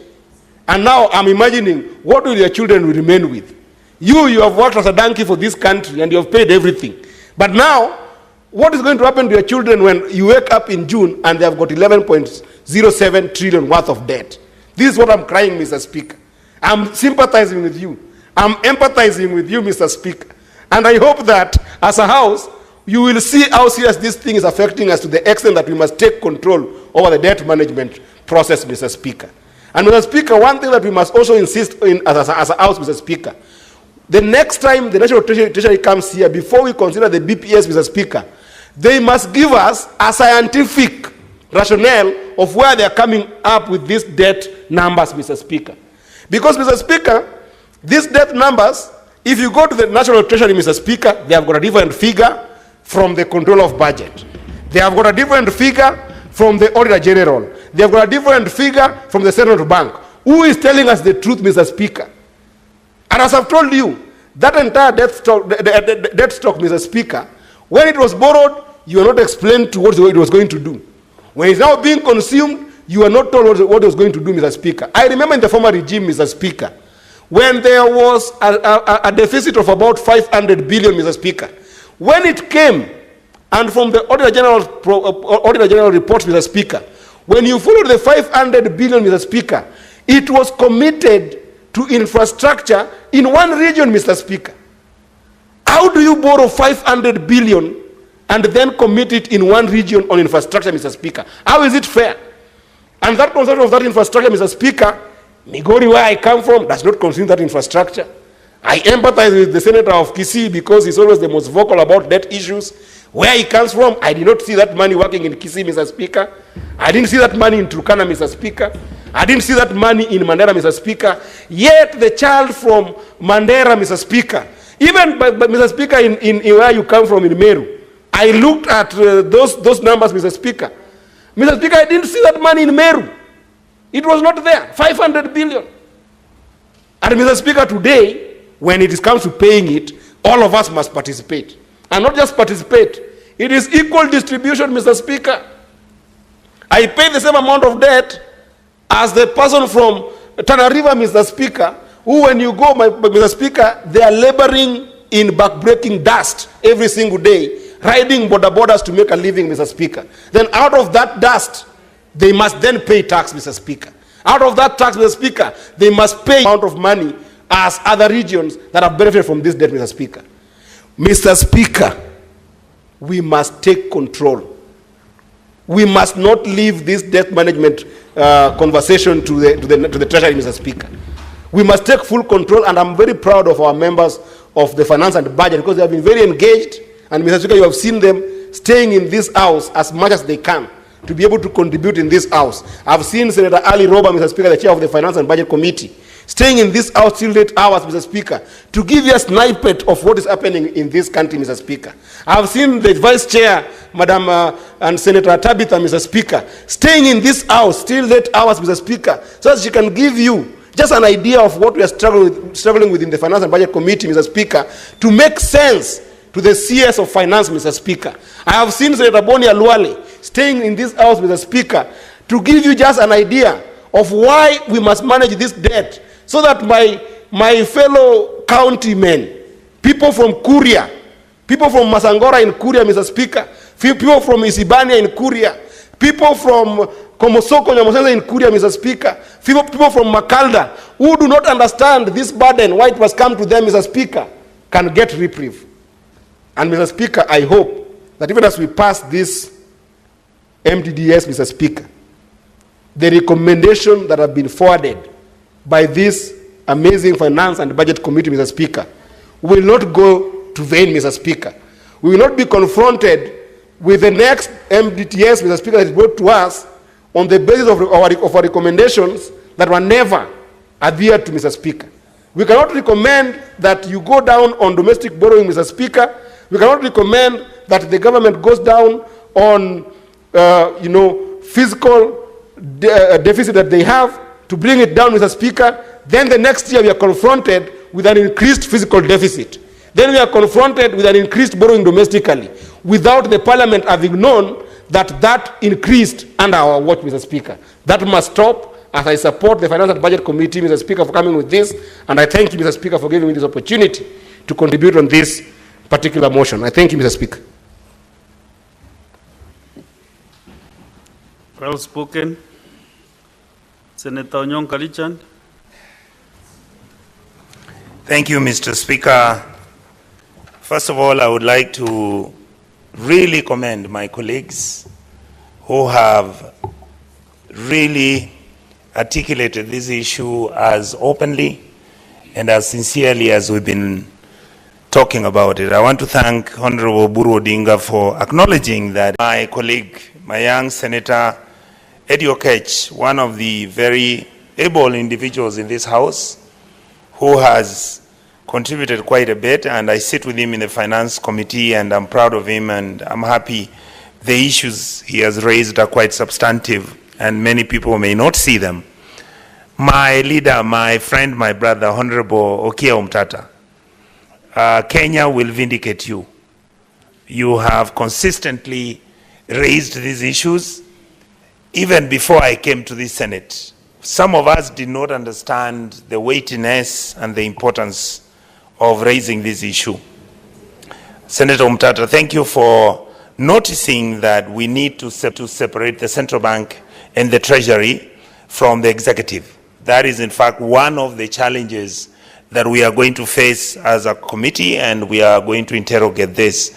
I also want to give credit to my brother, Honorable Mungatana. Thank you, sir. Your experience and time enables you to analyze these issues impassionately. I believe that what you have discussed will make Kenya a better place. Mr. Speaker, the public debt management issue in our country is at a crisis level. The reason why I say this is because, Mr. Speaker, we have been looking, analyzing, discussing what is the cost of our debt? Why do we borrow so much money? Why is it that we, in the last 10 years, close to 12 years, we've actually increased our debt by 100%? When President Kibaki was President of the Republic of Kenya, our debt was, by the time he was living, 1.1 trillion shillings. After that period, and you look at where we are right now, our debt is close to 12 trillion. And the question that you ask when you sit in this house, what is it that we need to do to make sure that this exercise, which I personally call an exercise in futility, where we are borrowing excessively, where in fact we are borrowing domestically, Mr. Speaker, where the interest rates at which we are borrowing government money, state funds, you are now at about, some of the banks are giving us money at 12%, 16%. I am told one of the loans was borrowed at 18%. And yet, Mr. Speaker, you know that we can borrow money globally at the cost of 2%. We can actually reschedule Kenya's debts. All of them, all our debts can be rescheduled. We can go to the international money market. We can borrow at interest rates between 2 and 4%. And we can pay out all our debt, stock of debt, and make sure we begin afresh. These are the issues that I would want the committee to look at, and I would want this House to look at. Number two, Mr. Speaker, there was a basic operating standard procedure on how we used our borrowed money. What did we do, Mr. Speaker? The money would come. Normally, the rates at which we borrowed was at 30-70. Like Senator Edia said, domestically, we would borrow at 30%, because when you borrow domestically, then for the ordinary business person or the ordinary Kenyan, borrowing in commercial banks becomes more expensive, and the banks do not want to lend to ordinary business people. Why? Because of the cost of risk. the risk of where a commercial enterprise might borrow money and not deliver. So what happens is that commercial banks prefer when bills, bonds, and stocks is what they trade in, and the government is very comfortable at that. Why? I'm sure my brother Eddie and many other leaders here have talked about it. When you go and negotiate with a commercial bank and you are borrowing $1 trillion shillings, and this commercial bank is actually giving you this money at a certain percentage, information and data gets to us where people in government will go and negotiate with some of these commercial banks, and they will even enable these commercial banks, after they have borrowed money for the government, to allow the commercial bank to do overnight lending, where interest rates are delivered, are earned, and we never discussed these issues openly until recently when Okiya Omtata started discussing it. Why do we borrow? Mr. Speaker, we borrow because sometimes our budget has got gaps. Previously, the Kenyan government position, if you look at when Saitoti was the Minister for Finance, come up to President Kibaki and move on, you will realize that we were borrowing when we would need a stopgap measure where we would borrow most probably 5% or whatever the balance was, and then our budget would be balanced and we would keep on moving as the economy was growing. What happened? Now we borrow for big projects. We borrow for those projects where billions and billions, not Kenyan shillings, billions and billions, Mr. Speaker, of American dollar funding is what we are dealing with. As a result, the money that was supposed to deal with the basic issues of our governance, basic issues of our very existence. How do we handle the health sector? How we are handling our education? How are we handling our agriculture? The very basic sectors of our economy that are meant to deliver for the Kenyan public. We then decide, no, we are going to take this money and do these big-time projects. Why? Because the big-time projects is where we get our kickbacks. That is where we generate our revenue by arguing and saying, no. You don't have to spend any money in farming.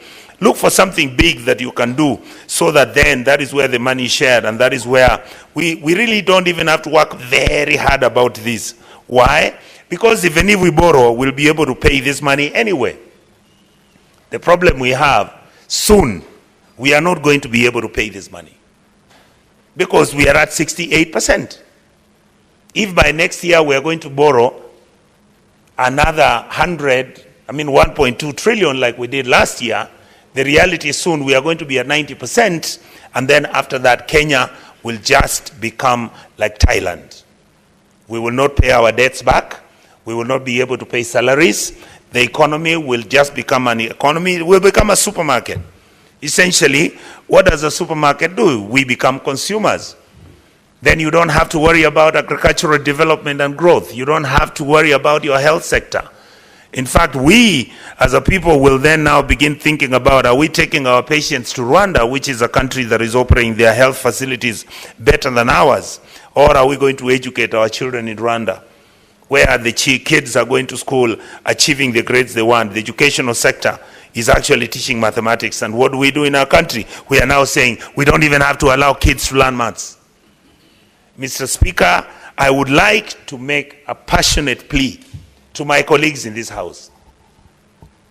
The responsibility of fixing the mess we are in falls particularly on this House. Our country has a problem. We are not able to transform this country from a low-level, low-income developing country into a mid-level, upper-level developing country. We are slowly going to go back to where we used to be, an underdeveloped country.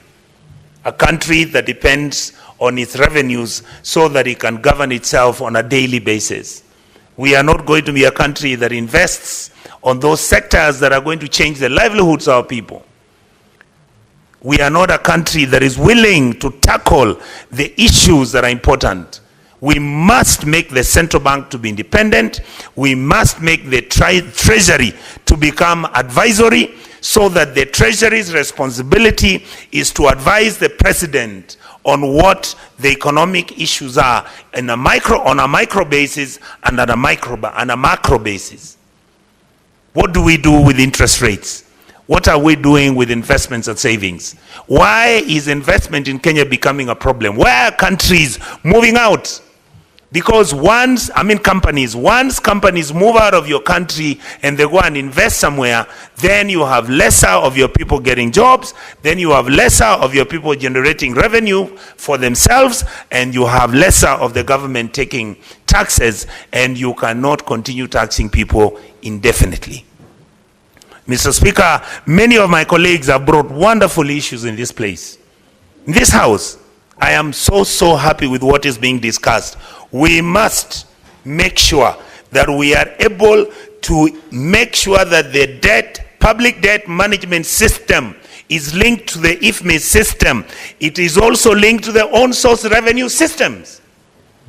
How can you have a financial platform in your country that only deliberately has been cut into sections and bits and pieces because it makes it easier for those who are cutting deals and making money out of these state resources to do it without it looking seamless?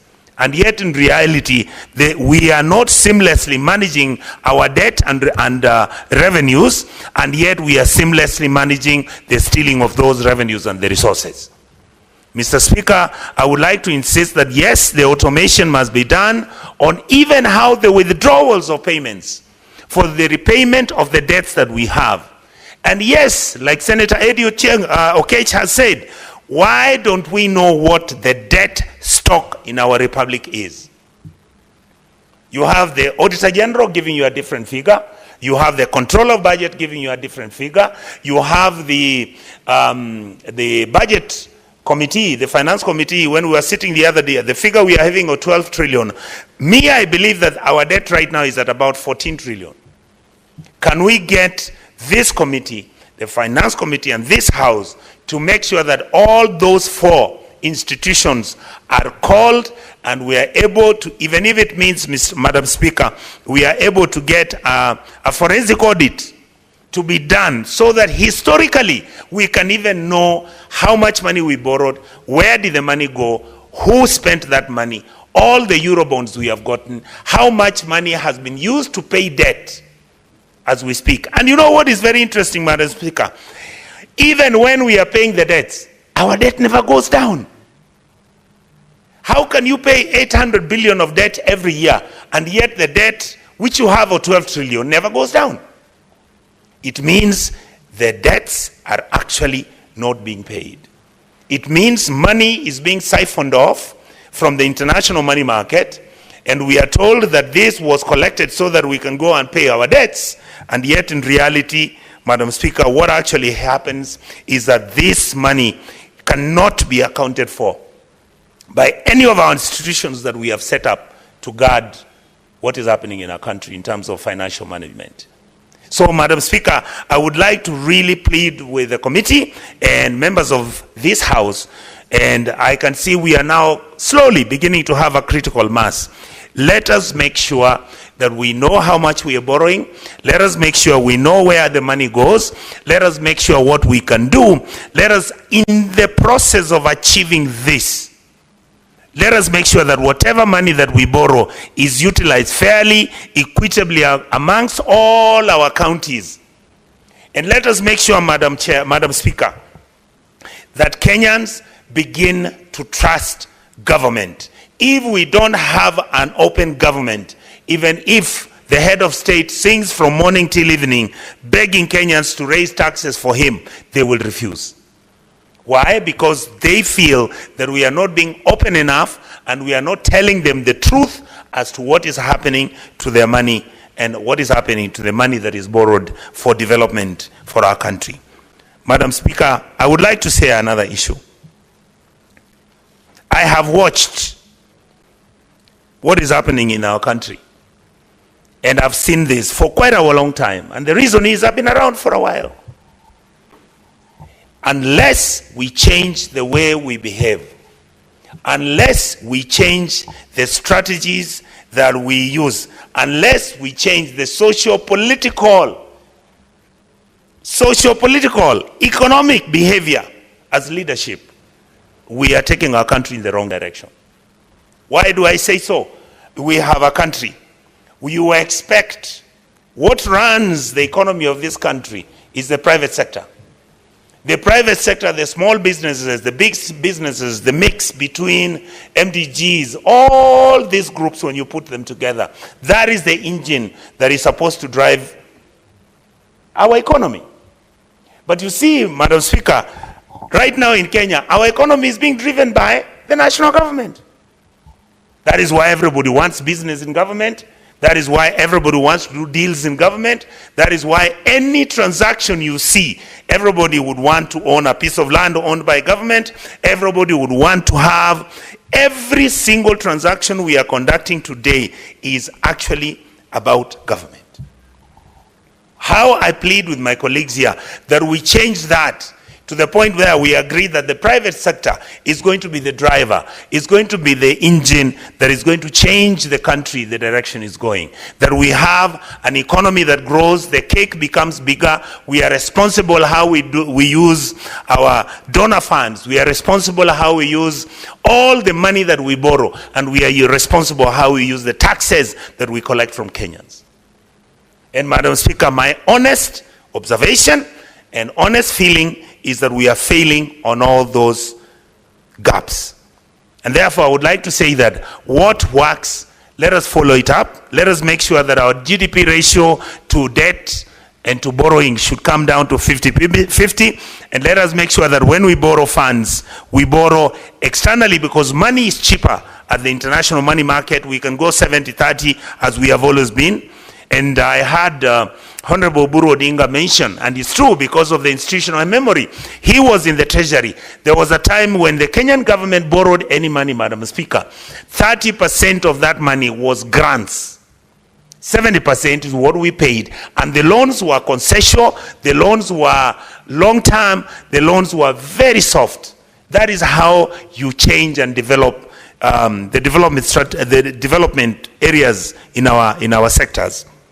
Madam Speaker, I would like to finally say that there has been this argument historically, which started about 10 years ago, that all the money we get, whether we borrow it or domestically, what we want to do is make sure that we actually use this money to do mega projects, where you want to spend 500 billion, where you want to spend 150 billion.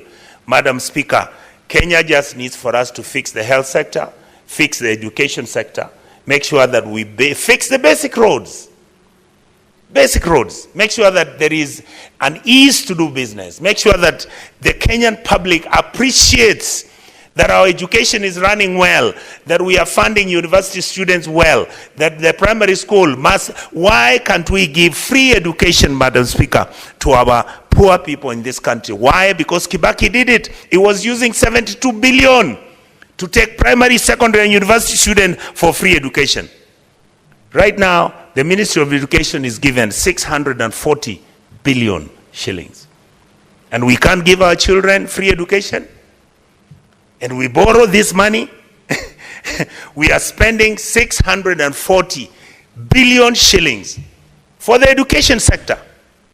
And we are not able to give free education to our students. And you hear all these things about who prints books, where the money is going. I mean, Madam Speaker, for us to fix our country, yes, this House can come up with the recommendation. But unless we have structures and institutions that are going to be the defense mechanism we use about our bad behavior, we will not go anywhere. Why? Because, Honorable Mtata, you notice every single time in our republic, at least, I'm so happy it's been like nearly a week that you have not seen a scandal. There is scandal after scandal after scandal about public money. Can we stop the abuse, the misuse, the wastage of public funds so that we serve the Kenyan public with the dignity they deserve, so that we can live a country that is better than we found it?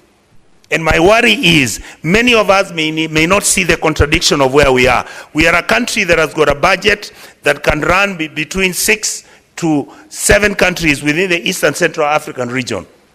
What we have as a budget can run those 7 countries. But if you take the population we have of 50 million, All these countries I'm mentioning, there are 6 or 7, their population is 300 million. How come we are not able to use the resources that we have to fix the mess we are in? And that is why I keep saying, we don't need to borrow. The money we have, in fact, is enough. All right? Why is the money not enough? We keep on having ghost workers. We employ teachers. We don't know who owns the... Time up, Senator. Thank you. Okay, half a minute, you finish the sentence. Yes. I just wanted to say, let us make sure there is open government, transparent government, where we are accountable to each other, where we manage the resources of our country with prudence and respect, and Kenyans will be always happy that we were in this house. And I really hope that this house, and particularly this house and the budget committee, will stand up and stand for the Kenyans. Madam Speaker, thank you. With all those many remarks, I second the motion. Thank you. Thank you, Senator. Senator Okoitandru Omutata, Busia County. Madam Speaker, thank you for the opportunity to contribute to this very important debate. I will begin by referring to the Constitution, which is my Bible or my Quran on matters governance. Article 220 of the Constitution provides for how our budgets have to be made, their content, timing, and form. And within that particular section, it's clearly stated that our debts must be contained in the budgets, in the annual budgets that are made. The proposals to borrow and where money is to be borrowed from should be in the budget that comes to the Parliament every year. Now, contrary to that, Parliament has done something very strange and totally unconstitutional in this country by enacting something called the debt ceiling in the Public Finance Management Act. The debt ceiling, the concept of a debt ceiling has got a history. Before 1917, in the USA, Congress used to approve every debt that was borrowed by the Treasury for the executive in America, in the USA. In 2017, when the USA joined the First World War, Congress began the idea of allowing the Treasury to borrow on a need. And that morphed into the culture where they began the so-called debt ceiling in an attempt to contain the appetite for money by the executive. And up to now, you even have the Debt Act that was passed under Obama trying to address these issues. They have not done very well. So we have gone ahead and borrowed the idea of a debt ceiling from the Americans who did it out of an emergency situation and failed to go back to the default that they used to have, where Congress approved every debt. And now we are trying to peg our debt on GDP. First of all, it doesn't make any sense, any common sense, to peg a debt on GDP when you know that GDP is the collective, the totality of the productivity of a state as estimated per year. And yet you repay debt, not from your percentage of GDP, you repay debt from your taxes. Debt must be tied to the capacity to raise taxes to pay them. And that's why in Article 220, there is a requirement that Parliament, in every budget that the executive proposes, in Article 221C, it says, 1B, first of all, it says, budgets of the national and county governments shall contain proposals for financing any anticipated deficit for the period to which they apply. C, proposals regarding borrowing and other forms of public liability that will increase public debt during the following year. Now, when you look at our budget, Parliament always passes a balanced budget that conforms to those two provisions. That budget is contained in the appropriation bill. And each appropriation bill is what gives us the legitimate debt within the Republic of Kenya.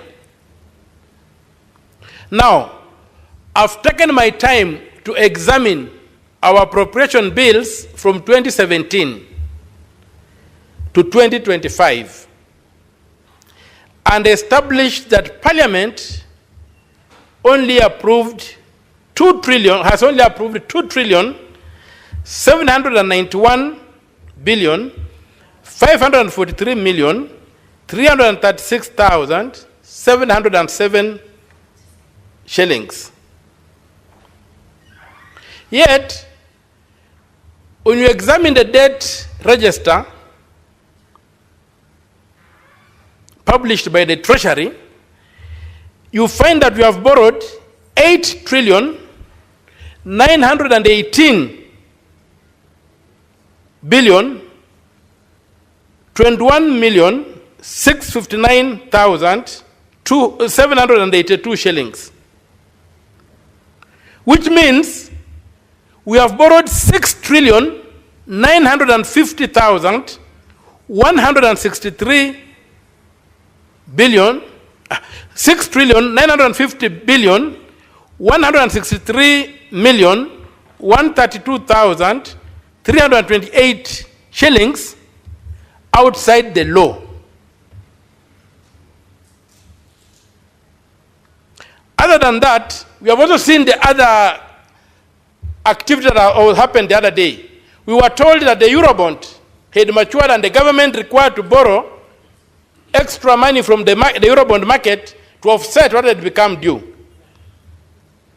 And they borrowed quite a bit of money. Yet, the Constitution in Article 214 states categorically that the public debt is a direct charge on the consolidated fund. The Public Finance Management Act 2 and the regulations forbid borrowing money to pay another debt, borrowing money to pay a debt. So why does the government get powers to do these kind of things? And I'm in particular referring to Section 15, 2, C, and 53, 50 clause 3 of the Public Finance Management Act. When we borrow money against the law, what are we trying to achieve? What evidence is there that the debt for the Eurobond had not been paid off as required by law automatically as a direct charge to the consolidated fund, that we had to go borrowing further money for it?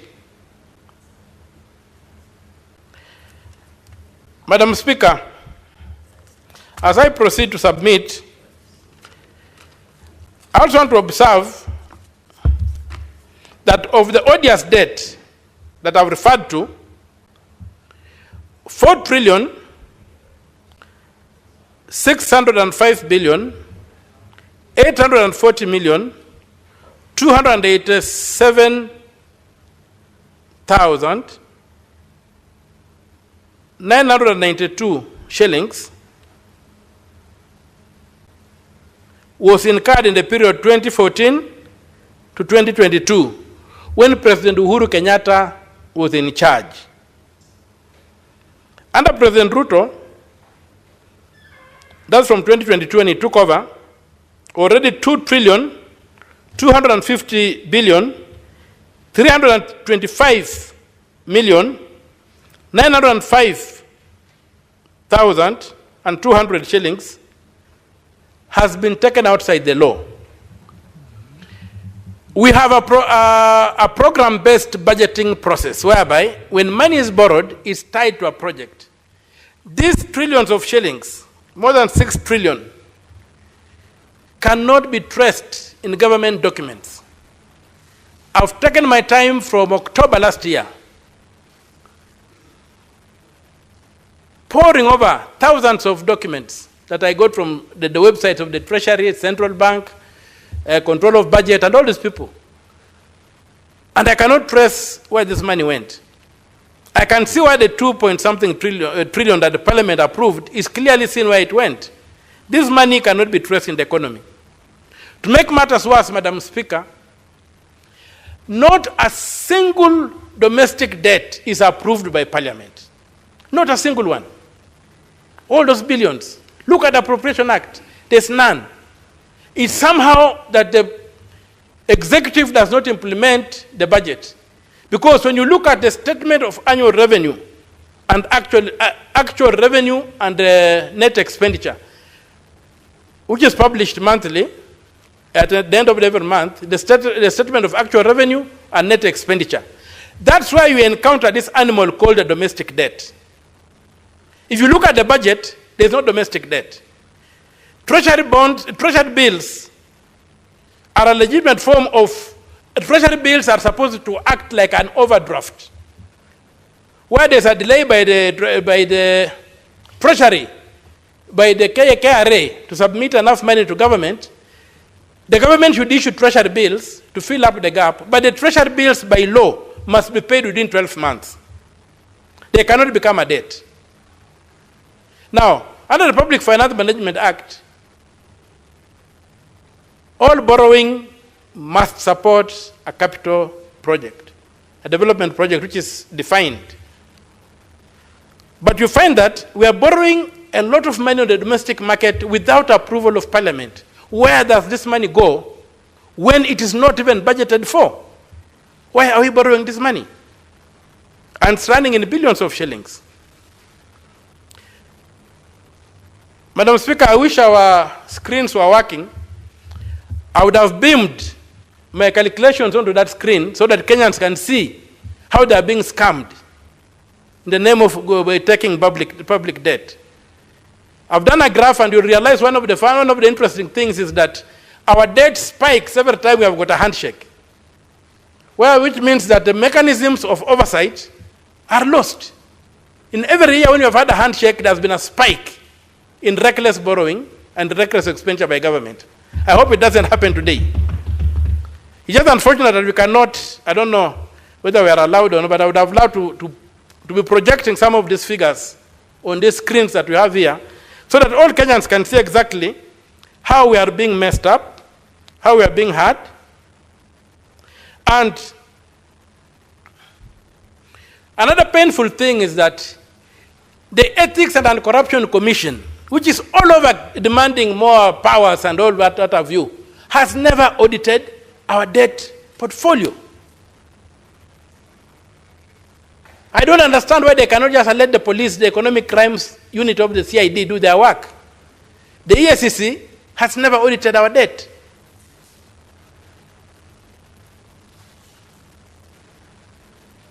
You find again, one of the things that has made our debt shoot up from 2014 is that Parliament amended the Public Finance Management Act to allow for money borrowed to be kept offshore, contrary to Article 206, which requires that all money borrowed must be kept in the consolidated fund. So they amended that, and at the discretion of the Cabinet Secretary for Treasury, they can borrow money and keep offshore. And that's one of the things that is really affecting us. When you look at the total amount of debt that we have borrowed, many people discuss it in terms of the actual figures borrowed. But if you factor in, Madam Speaker, you factor in the cost of the loans, and you factor in the interest on the loans, you get a shocking figure. Right now, we are standing at 18 trillion shillings when you take those factors in. totally unsustainable for us. And I think in the last payment I've seen in this statement, and the projections of paying 1.7 trillion, 2.7 trillion in debt and what have you, those kind of projections are not good for this country. They are existential threats to this country. You cannot have a budget of, say, 3.7 trillion and spend 1.7 trillion repaying debt, and only 700 billion of the 1.7 trillion goes to paying off the principal, and 1 trillion goes to paying interest. That cannot work. It's going to sink this country. Another issue, Madam Speaker, that I would like to speak to is another form of debt that is not necessarily public debt, but it's a debt to the public in the name of pending bills. Pending bills, Madam Speaker, are a major scam. And the scam masters have convinced everybody in this country that we abandon cash-based accounting, we go to accrual accounting. Arrant nonsense. How do you do that? When you implement a budget, and a budget is an act of parliament, a budget is a law, or a budget is an act of a county assembly, it's a law. How do you accrue from one law to another law without referring back to parliament?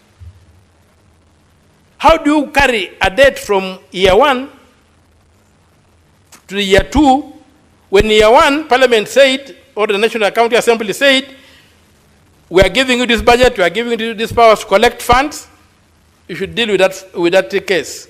And you have been given the capacity to do an appropriation bill, an appropriation in a supplementary budget, where emergencies occur that you may not have foreseen. So this drive that we are going to go to accrual accounting, when governments are run on a cash basis, special hours, and it's anchored in the Constitution, is another monster that is going to eat up this country. And we need to look it in the face and say, how do you achieve that? Because the people from this pack or whatever, these accountants, have come and they are hollering all over that that's what happens in the private sector. Who tells them that you can run a government like a private sector account? We implement budgets, which are laws. So I don't see a mechanism of accruing an issue from one budget to another budget without going back to parliament. I know that dispensations, there are countries which run on accrual basis. But it's not in their law. It's not in their constitution. A unique feature of Kenya's constitution that we have got chapter 12 on public finance, which tries to cure mischief that has happened in this country since independence, whereby public coffers have never been respected. That's why we have that purely technical chapter in our constitution prescribing what should be done. So when we move away from that and say, so and so does it, so and so does it, so and so the majority are doing it, but what is in their constitution? Is it like ours? Why did we put in our constitution? What are we trying to cure? So, Madam Speaker, I pray that this House, and I'm aware that this House even made some very grievous decision, it passed a motion saying that pending bills will be a first charge on the county revenue fund. And the logic, they said, okay, Article 14 of the 214 of the Constitution, Article 214 of the Constitution justifies or states that a public debt is a first charge on the consolidated fund.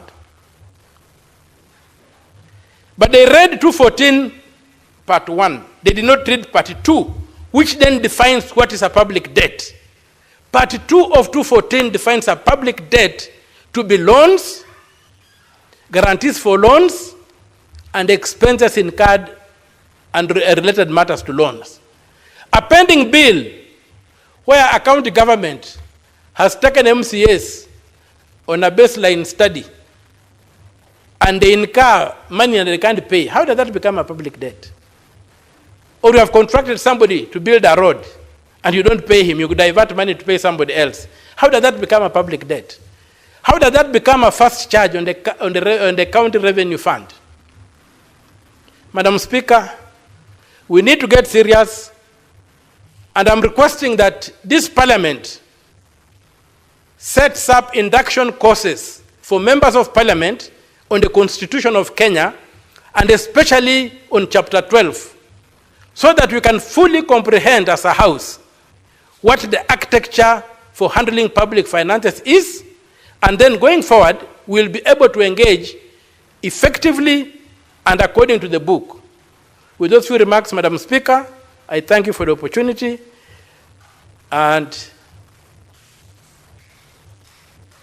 I don't support the recommendations made because they are unconstitutional. But I know I might be the only voice, but it doesn't matter when I'm the only voice. I don't support them. They are totally unconstitutional, and they should go back and have a reference to the Constitution. Thank you, Madam Speaker. Thank you, Senator Koitom Omutata. Senator Matthew John Muhia, Nyandarua County. Thank you very much, Honorable Speaker. And I want to encourage Senator Omtata, Senator Andrew Okia Omtata.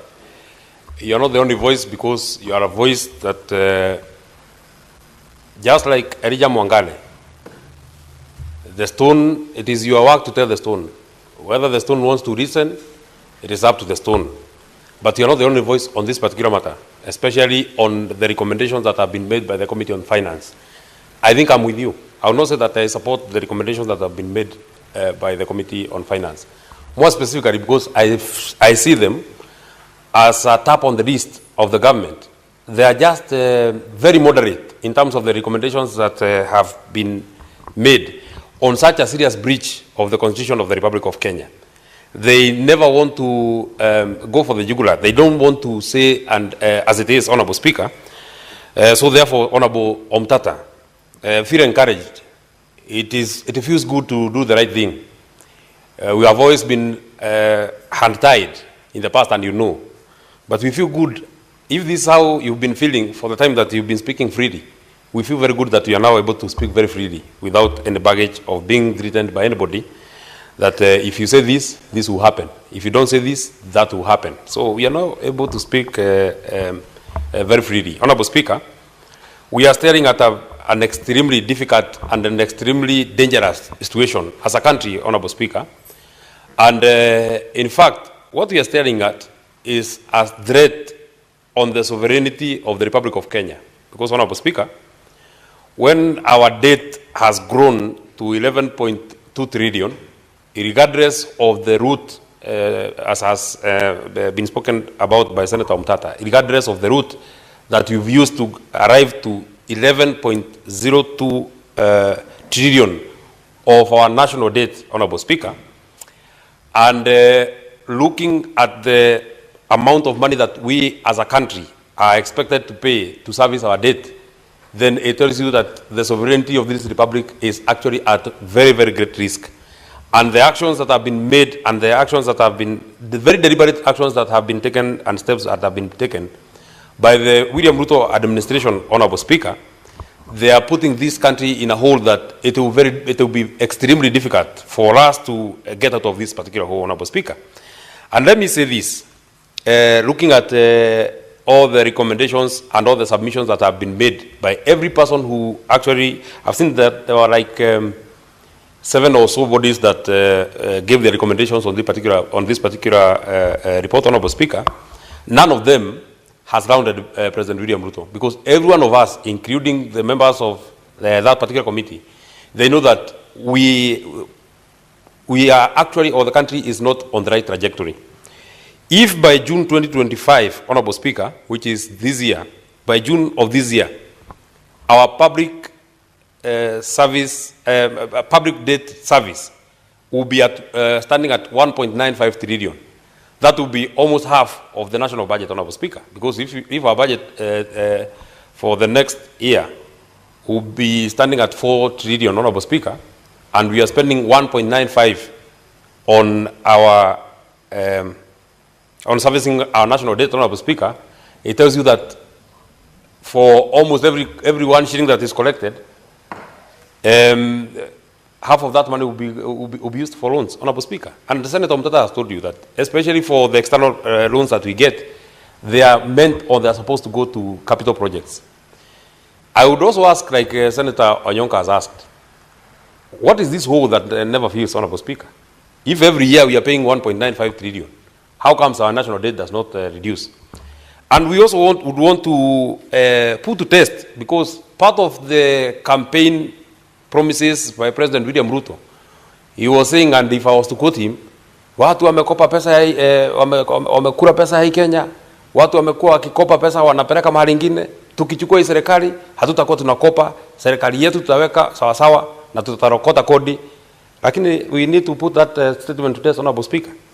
In his first year, President Uhuru Kenyatta, since he was sworn in 2013 to 2014, September of 2013 to September of 2014, Uhuru Kenyatta had a debt, or had accumulated a debt of 437 billion. What about our angel who was supposed to correct that particular problem? President William Ruto had accumulated a debt of, in his first 9 months, in his first 1 year, sorry, he had accumulated a debt of 1.2 trillion. And Honorable Speaker, we then need to ask ourselves, because we are not borrowing this money to for any other person, we borrow this money for the people of Kenya. Is it that the quality of life of the people of Kenya has improved since President William Ruto came to power? At least for President Uhuru Kenyatta, when he came to power, maybe you can say that the 437 billion that he had accumulated in debts, Honorable Speaker, in his first year, he was able to make our secondary school education almost affordable and almost free, Honorable Speaker, and that is a fact. Then we need to then put to test this new administration of President William Ruto. How much has out of this 1.2 trillion, how much has gone to making the lives of the people of Kenya better in his first 1 year in office, Honorable Speaker? You all must appreciate, and we all must appreciate, in his first year of his presidency, the taxes went very high. And he was saying that we need to be very patriotic. We need to give as much as we can, and we need to press the pay slips as much as we can, so that we can be able to support the national government, so that we stop borrowing, and so that we can develop and we can grow our own country using our own money.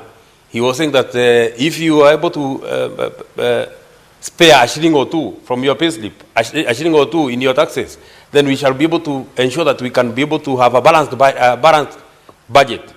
What has happened 3 years later, Honorable Speaker?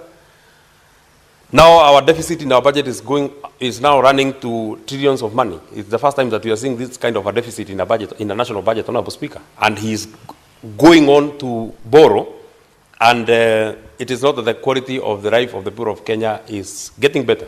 If you are to put that statement to test, Honorable Speaker, you know that a board, just one board of gypsum, in 2022 when William Ruto became president, was costing 630 shillings. Now, 3 years into his presidency, it is costing more than 1,000 shillings, Honorable Speaker. University education, by the time William Ruto became president of this republic, Honorable Speaker, it was at least 44,000 per student every year, every academic year, Honorable Speaker. In his new university funding model, students are paying up to 240,000 for one student, one academic year, Honorable Speaker. He has made life extremely expensive, and it has become extremely difficult to be a Kenyan, Honorable Speaker. That is why you feel you hear every time, Honorable Speaker, most of you are saying that they want the freedom of the payslip because they cannot see what this money is. They cannot feel the impact of the money that they have added to the government in terms of taxes versus the services that they are getting from the government, Honorable Speaker. Honorable Speaker, we would have expected, and it is the general expectation of the people of Kenya, that in terms of service delivery, if, for example, Honorable Speaker, I was to spend, by the time I became a member of parliament here, Honorable Speaker, I think I was paying about 2,700 for my health insurance. Now I think I'm paying about 37,000 according to the new arrangement that was brought by President William Ruto. If indeed I was to access health care, and I don't need to spend my own money again, I would feel that it was worth it. But what has happened? Our health system has collapsed, and you know it, Honorable Speaker. Every time you hear, you have harambes, you are a member of parliament and you know it. People are suffering in the villages. You are paying more and you are suffering more. What has become of this country, Honorable Speaker? Why is William Ruto running down this country? Because we need to ask ourselves, why is he running down this country? We don't have any other country. He also wants to, even if he anyway, Honorable Speaker, these are difficult things, and I also want to quickly run to one person who gave his memoranda to this particular committee, and he said that we should try and reduce government wastage on or prudence in the way we use our national resources. Honorable Speaker, when President William Ruto came, he said that we are cutting on all wastages in government. In fact, we were told that austerity measures are setting in. We were told that, including in Parliament here, you know, we were told that we have to reduce our foreign travels, we have to reduce our domestic travel. It has happened in Parliament. I'm told that, I mean, the way we travel now is not the same way we used to travel when we came in here. But what happens at the National Executive? Because that is also something that we need to test. Why is it that his budget his State House budget keeps growing every financial year? It's not that he has new members of staff. It's not that he has new services or he's getting more guests than he was getting so that he can increase his hospitality budget. What was it in the State House that he found? Were the roofs leaking in State House that he had to make it? He had to spend billions of money in a country that people are suffering on very basic issues on health, Honorable Speaker. But he has the money to ensure that he can repair almost all state roads around the Republic, Honorable Speaker. How many can he sleep in, even within one financial year? Why can't he do them progressively? Why would he not then do the State House in Nairobi and leave the rest and do them progressively, Honorable Speaker? He is renovating a State House in Nyeri, renovating another State House in Bungoma, renovating the State House in Nakuru, renovating State House in Mombasa, renovating State House I don't know where. Why does he want to live like a king? And the people that he's leading, the people of Kenya, are suffering and they are sleeping hungry.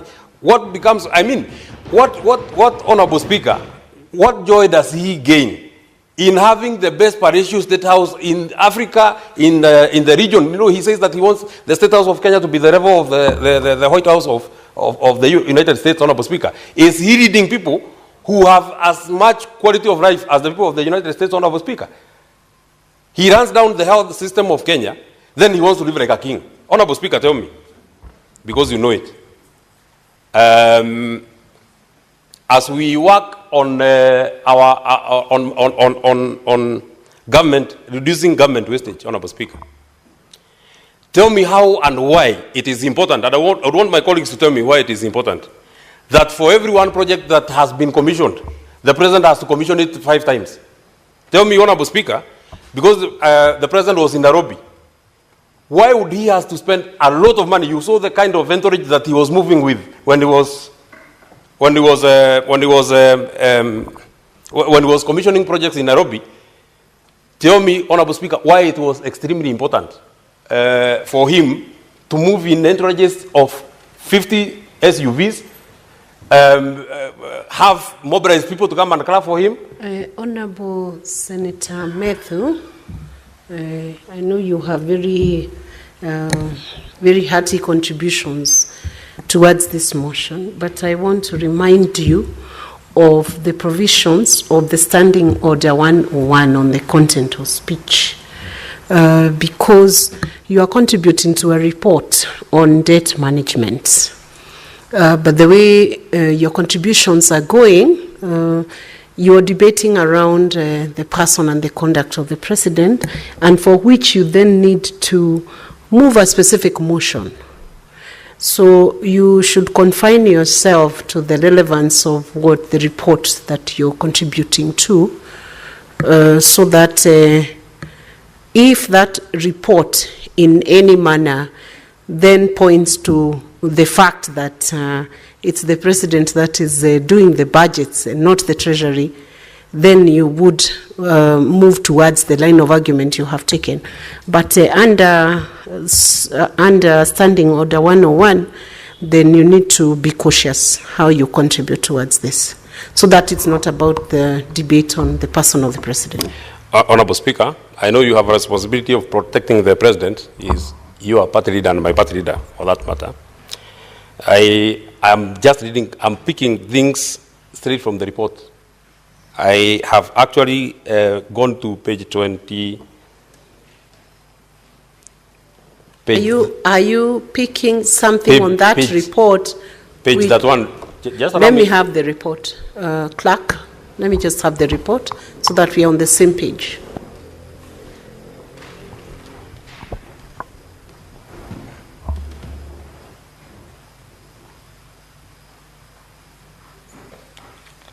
What page was that you indicated? I'm at page 30. Page 30. On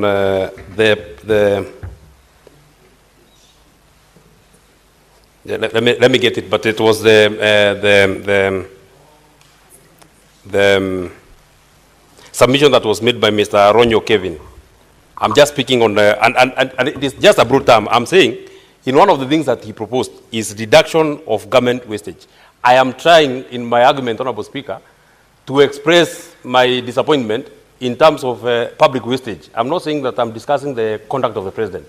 I'm not discussing the conduct of the president.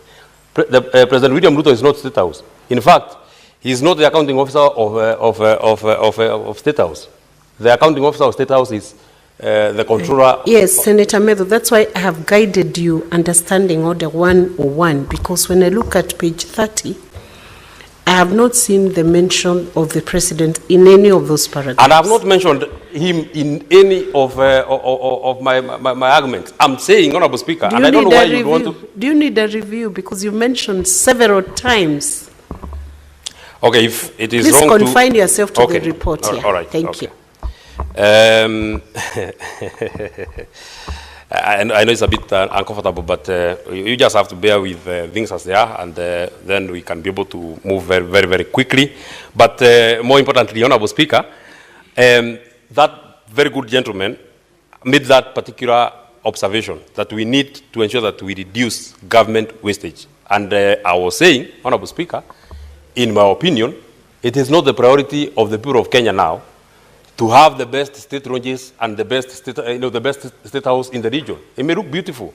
It may look, it is elegant. It is excellent. It is beautiful. But does it reflect the lives of the people of Kenya? Is it the same as to, the quality of the life of the people of Kenya, Honorable Speaker? Maybe finally, before there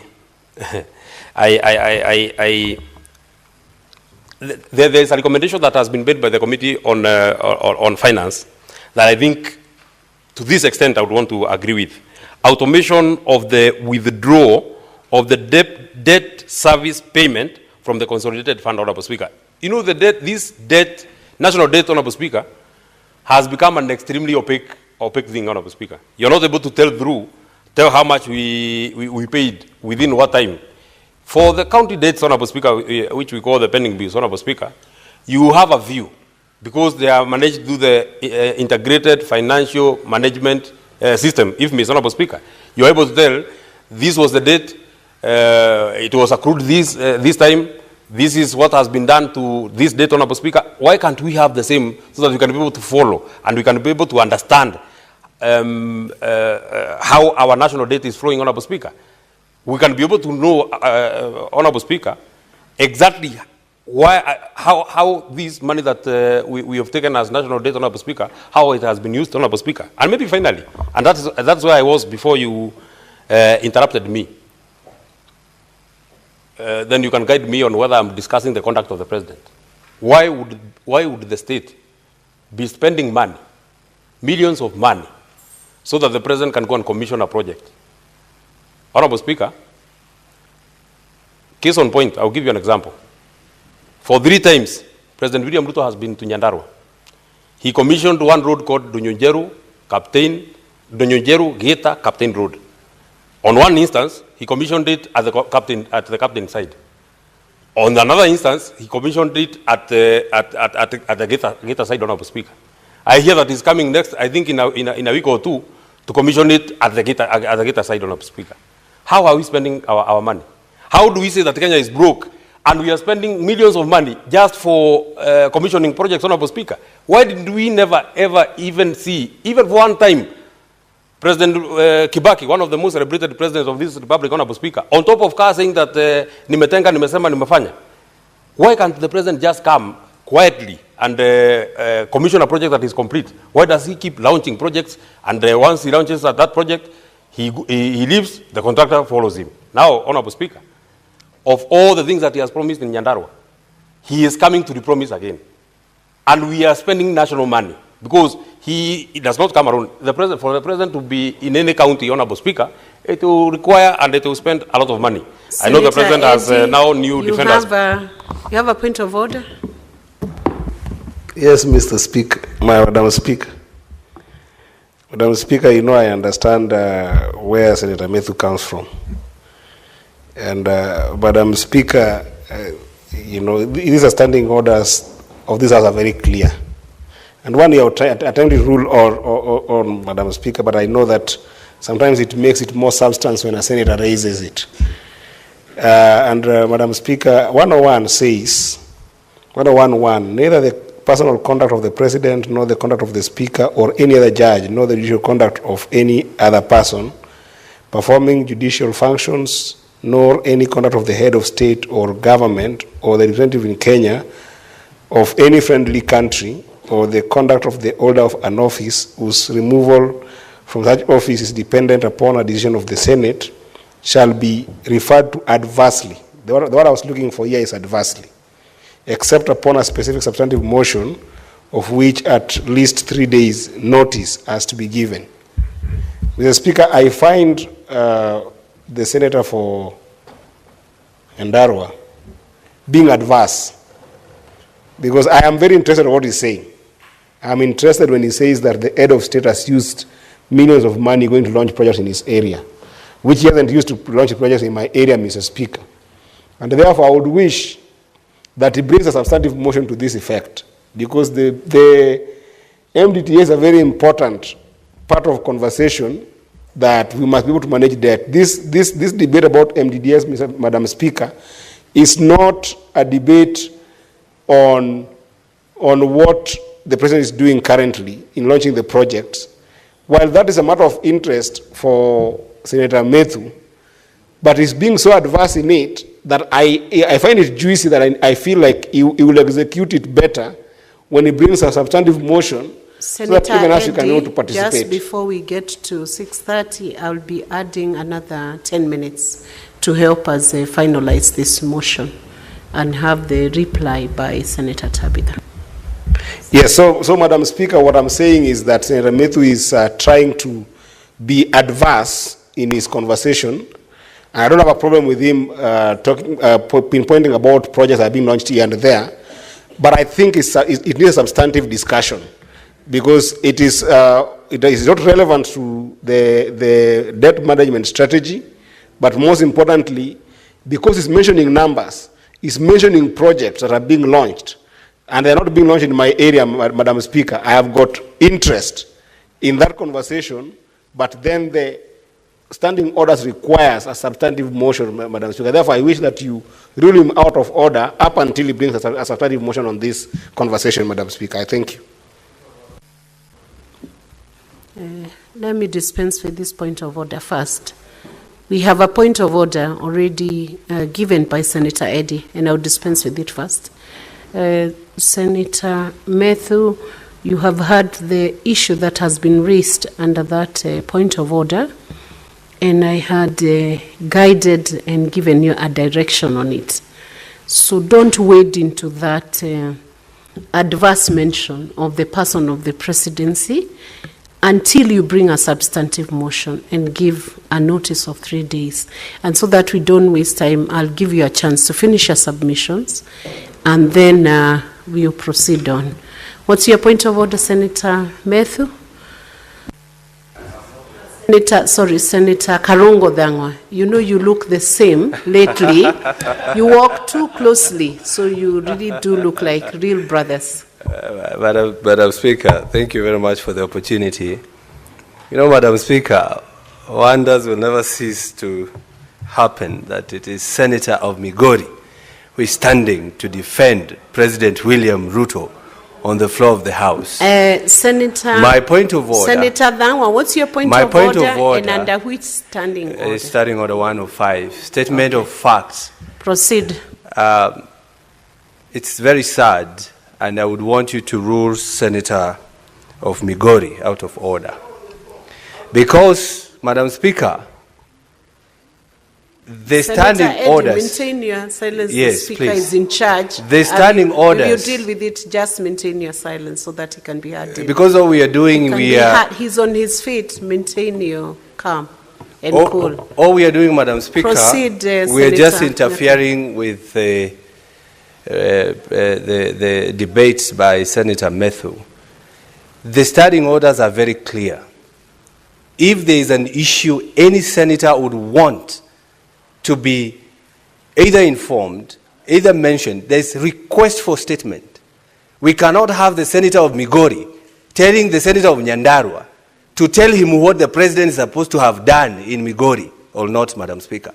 It is the prerogative or the mandate of the senator here to request for a statement on the floor of the House and say the president has been launching programs in other counties and not launching in Migori. But do not defend the president here when the Senator Methu says that he has been launching programs who is not seeing, and they are not free. Money is being used, people are being carjacked, people are having their bags taken, people are being stolen for. Madam Speaker, what I'm trying to say is rule him out of order. So that we can give the Senate an opportunity, because he is discussing this MTDS, Madam Speaker, so that we have to understand why is Kenya or why is the government saying there is no money? Yes, there is misuse, Madam Speaker. The misuse is so much that we are even, Madam Speaker, telling our children we are going to give them chapati. We have finished all the development programs. The only thing that is remaining is chapati, Madam Speaker. Senator Thangwa, I do not know where you are driving us into with that debate, because the question you're raising, Senator Methu, I've not given you the floor, so resume your seat. Senator Thangwa, the issue you are now raising is under Standing Order 105. Nobody has requested for facts. What Senator Eddy referred Senator Methu to was Standing Order 101 on the contents of speech, and when the person of the president is mentioned, an issue I had even given a guidance on, but Senator Methu still veered away from the directive of the Speaker, from the directions of the Speaker. So I want to once again rule your point of order. It's out of order, actually, because it did not respond to the issues, and it introduced an issue which the chair had dispensed with. So I will allow Senator Methu to proceed on with the submissions and to stick within the guidelines offered by the Speaker. I don't know why Senator Tabitha is really eager to have me conclude, but Honorable Speaker, what should not be in the content of my speech is the conduct of the president. And the dictionary definition of the conduct is a personal behavior, way of acting, or bearing of a person. I've not discussed the personal behavior of President William Ruto. I'm only speaking about the office that he holds. So that is quite different, Honorable Speaker, because as as part of my argument... Senator Methu, I guided you that that issue is dispensed with by the chair. I am well-guided, Chair. If you have any other issue beyond that issue, you proceed on so that your minutes can be spent. Of course, I know why I'm being disrupted, but I'll still say what I want to say, Honorable Speaker, that we cannot keep saying, we borrow because we don't have enough. The reason why we keep borrowing is because we, as a country, assume that we don't have enough. But tell me, Honorable Speaker, and then now I am on the narrow path of not mentioning anybody. Tell me, Honorable Speaker, how a country which borrows money because we don't have money would have enough and a surplus to give students 1 million chapatis in a day, which, if you were to just give them a price, for example, of 20 shillings a chapati, that would make it 20 million a day.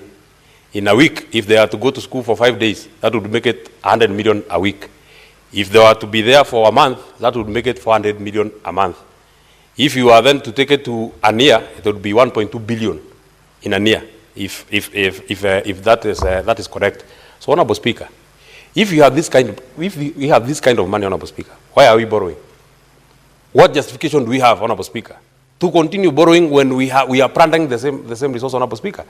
The people of Kenya would want to feel, they would want to see what this money, because you see, borrowing is the easier thing, but the bigger responsibility and the bigger burden is on repayment, Honorable Speaker.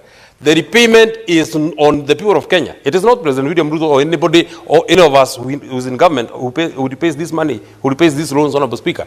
The burden of repayment of our national debt is specifically on the shoulders of the people of Kenya. We cannot spend money just anyhow, Honorable Speaker, and then we expect the people of Kenya to continue clapping for us. When we are the state is using millions of money to go and mock its own citizens, Honorable Speaker, because a person in a village in Migori will see SUVs in their hundreds, Honorable Speaker, SUVs of the state. I'm not on any person. SUVs of the state, Honorable Speaker, just to go and launch one small project, Honorable Speaker. I think we are mocking the people of Kenya. This is not what the people of Kenya expected from the leadership and from the regime that is ruling us now, Honorable Speaker. I don't want to say anything more than that. I know what that consultation will emanate to, or how it will end up. And before I am rudely interrupted, let me stop there. Thank you. Thank you. Thank you, Senator Methu. We have no further interventions from the senators, so I will request Senator Tabitha Mutinda to now reply. Senator Methu, you have to stop confusing the whole House with your presence, with your huge presence. Proceed. Maybe. Proceed, Senator Tabitha. Okay. Thank you, Madam Speaker. I can see we are really behind time. I hope you'll be able to just give me extra 2 minutes. That's granted. Thank you, Madam Speaker, because I don't want really to repeat myself so much. I want to really appreciate all colleagues that have been able to contribute to the medium-term strategy that as a committee we've really been able to embark on. I really want to thank my colleagues, starting with my chair, then my very good friend, Senator Eddie, for very high commitment, Madam Speaker, and the rest of my colleagues as well. Just to mention a few things, Madam Speaker, as a country, where we go wrong at times is just politicizing everything. The matter before us, Madam Speaker, is a very critical issue. Medium-term debt, a matter that every year as a House we prosecute, Madam Speaker. And it is so sad at times when we don't see the bigger picture. These issues of debt are not just personal issues, but are issues that are going to affect our future generation if as leaders we do not address. When I hear colleagues questioning, and it is in their right to question when it comes to expenditure, but Madam Speaker, let us tell each other the truth. The truth is that one of our key responsibilities is oversight. And that mandate of oversight is within us as members of parliament. The National Assembly that oversights the national government, and the Senate that oversights the counties. When we talk about these debts that are in place, it is our responsibility to be able to get the audit reports, analyze the audit reports, and give correct recommendation. Mwananchi has vested that mandate to us, and it is us to ensure that when it comes to matters of public debt, the other time the president did propose a committee that, due to politics, it was rejected. But I'm happy with the Ministry of Finance has taken up and is ensuring that the Auditor General is able to give this House, both Houses of Parliament, a report on the level of debts, where we are with the debts, the repayment, the duration, and also when you look at where we are at currently, we are at 65% from the PFM Act mandate of 55% of the GDP, Madam Speaker.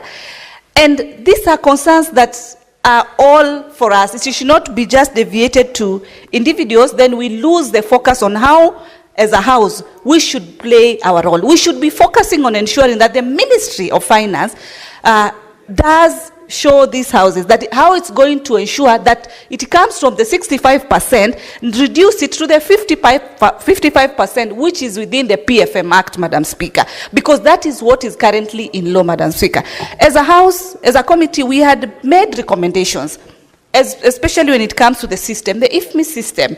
It should be a system that is able to ensure all debts are paid, like the pending bills are paid within the recommended time. We talked as a committee and said that the consolidated fund, Madam Speaker, by 31st of May 2025, any debt should be should automatically be paid using the consolidated fund, among many other, Madam Speaker. But because time does not allow, I also want to appreciate all the stakeholders, the Secretariat that have been able to support us. And with those many and few remarks, Madam Speaker, I beg to reply.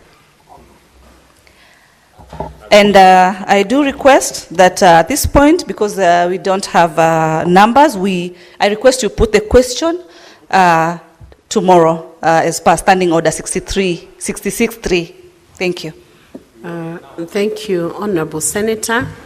And putting of the question is deferred to the next sitting of this House, which is tomorrow. Honourable Senators, it's now 6:43, and having concluded the business for which I extended the hours of sitting, pursuant to Standing Order 34.2A, the Senate stands adjourned until later, that's tomorrow, Thursday, 20th March 2025 at 2:30 p.m. Thank you.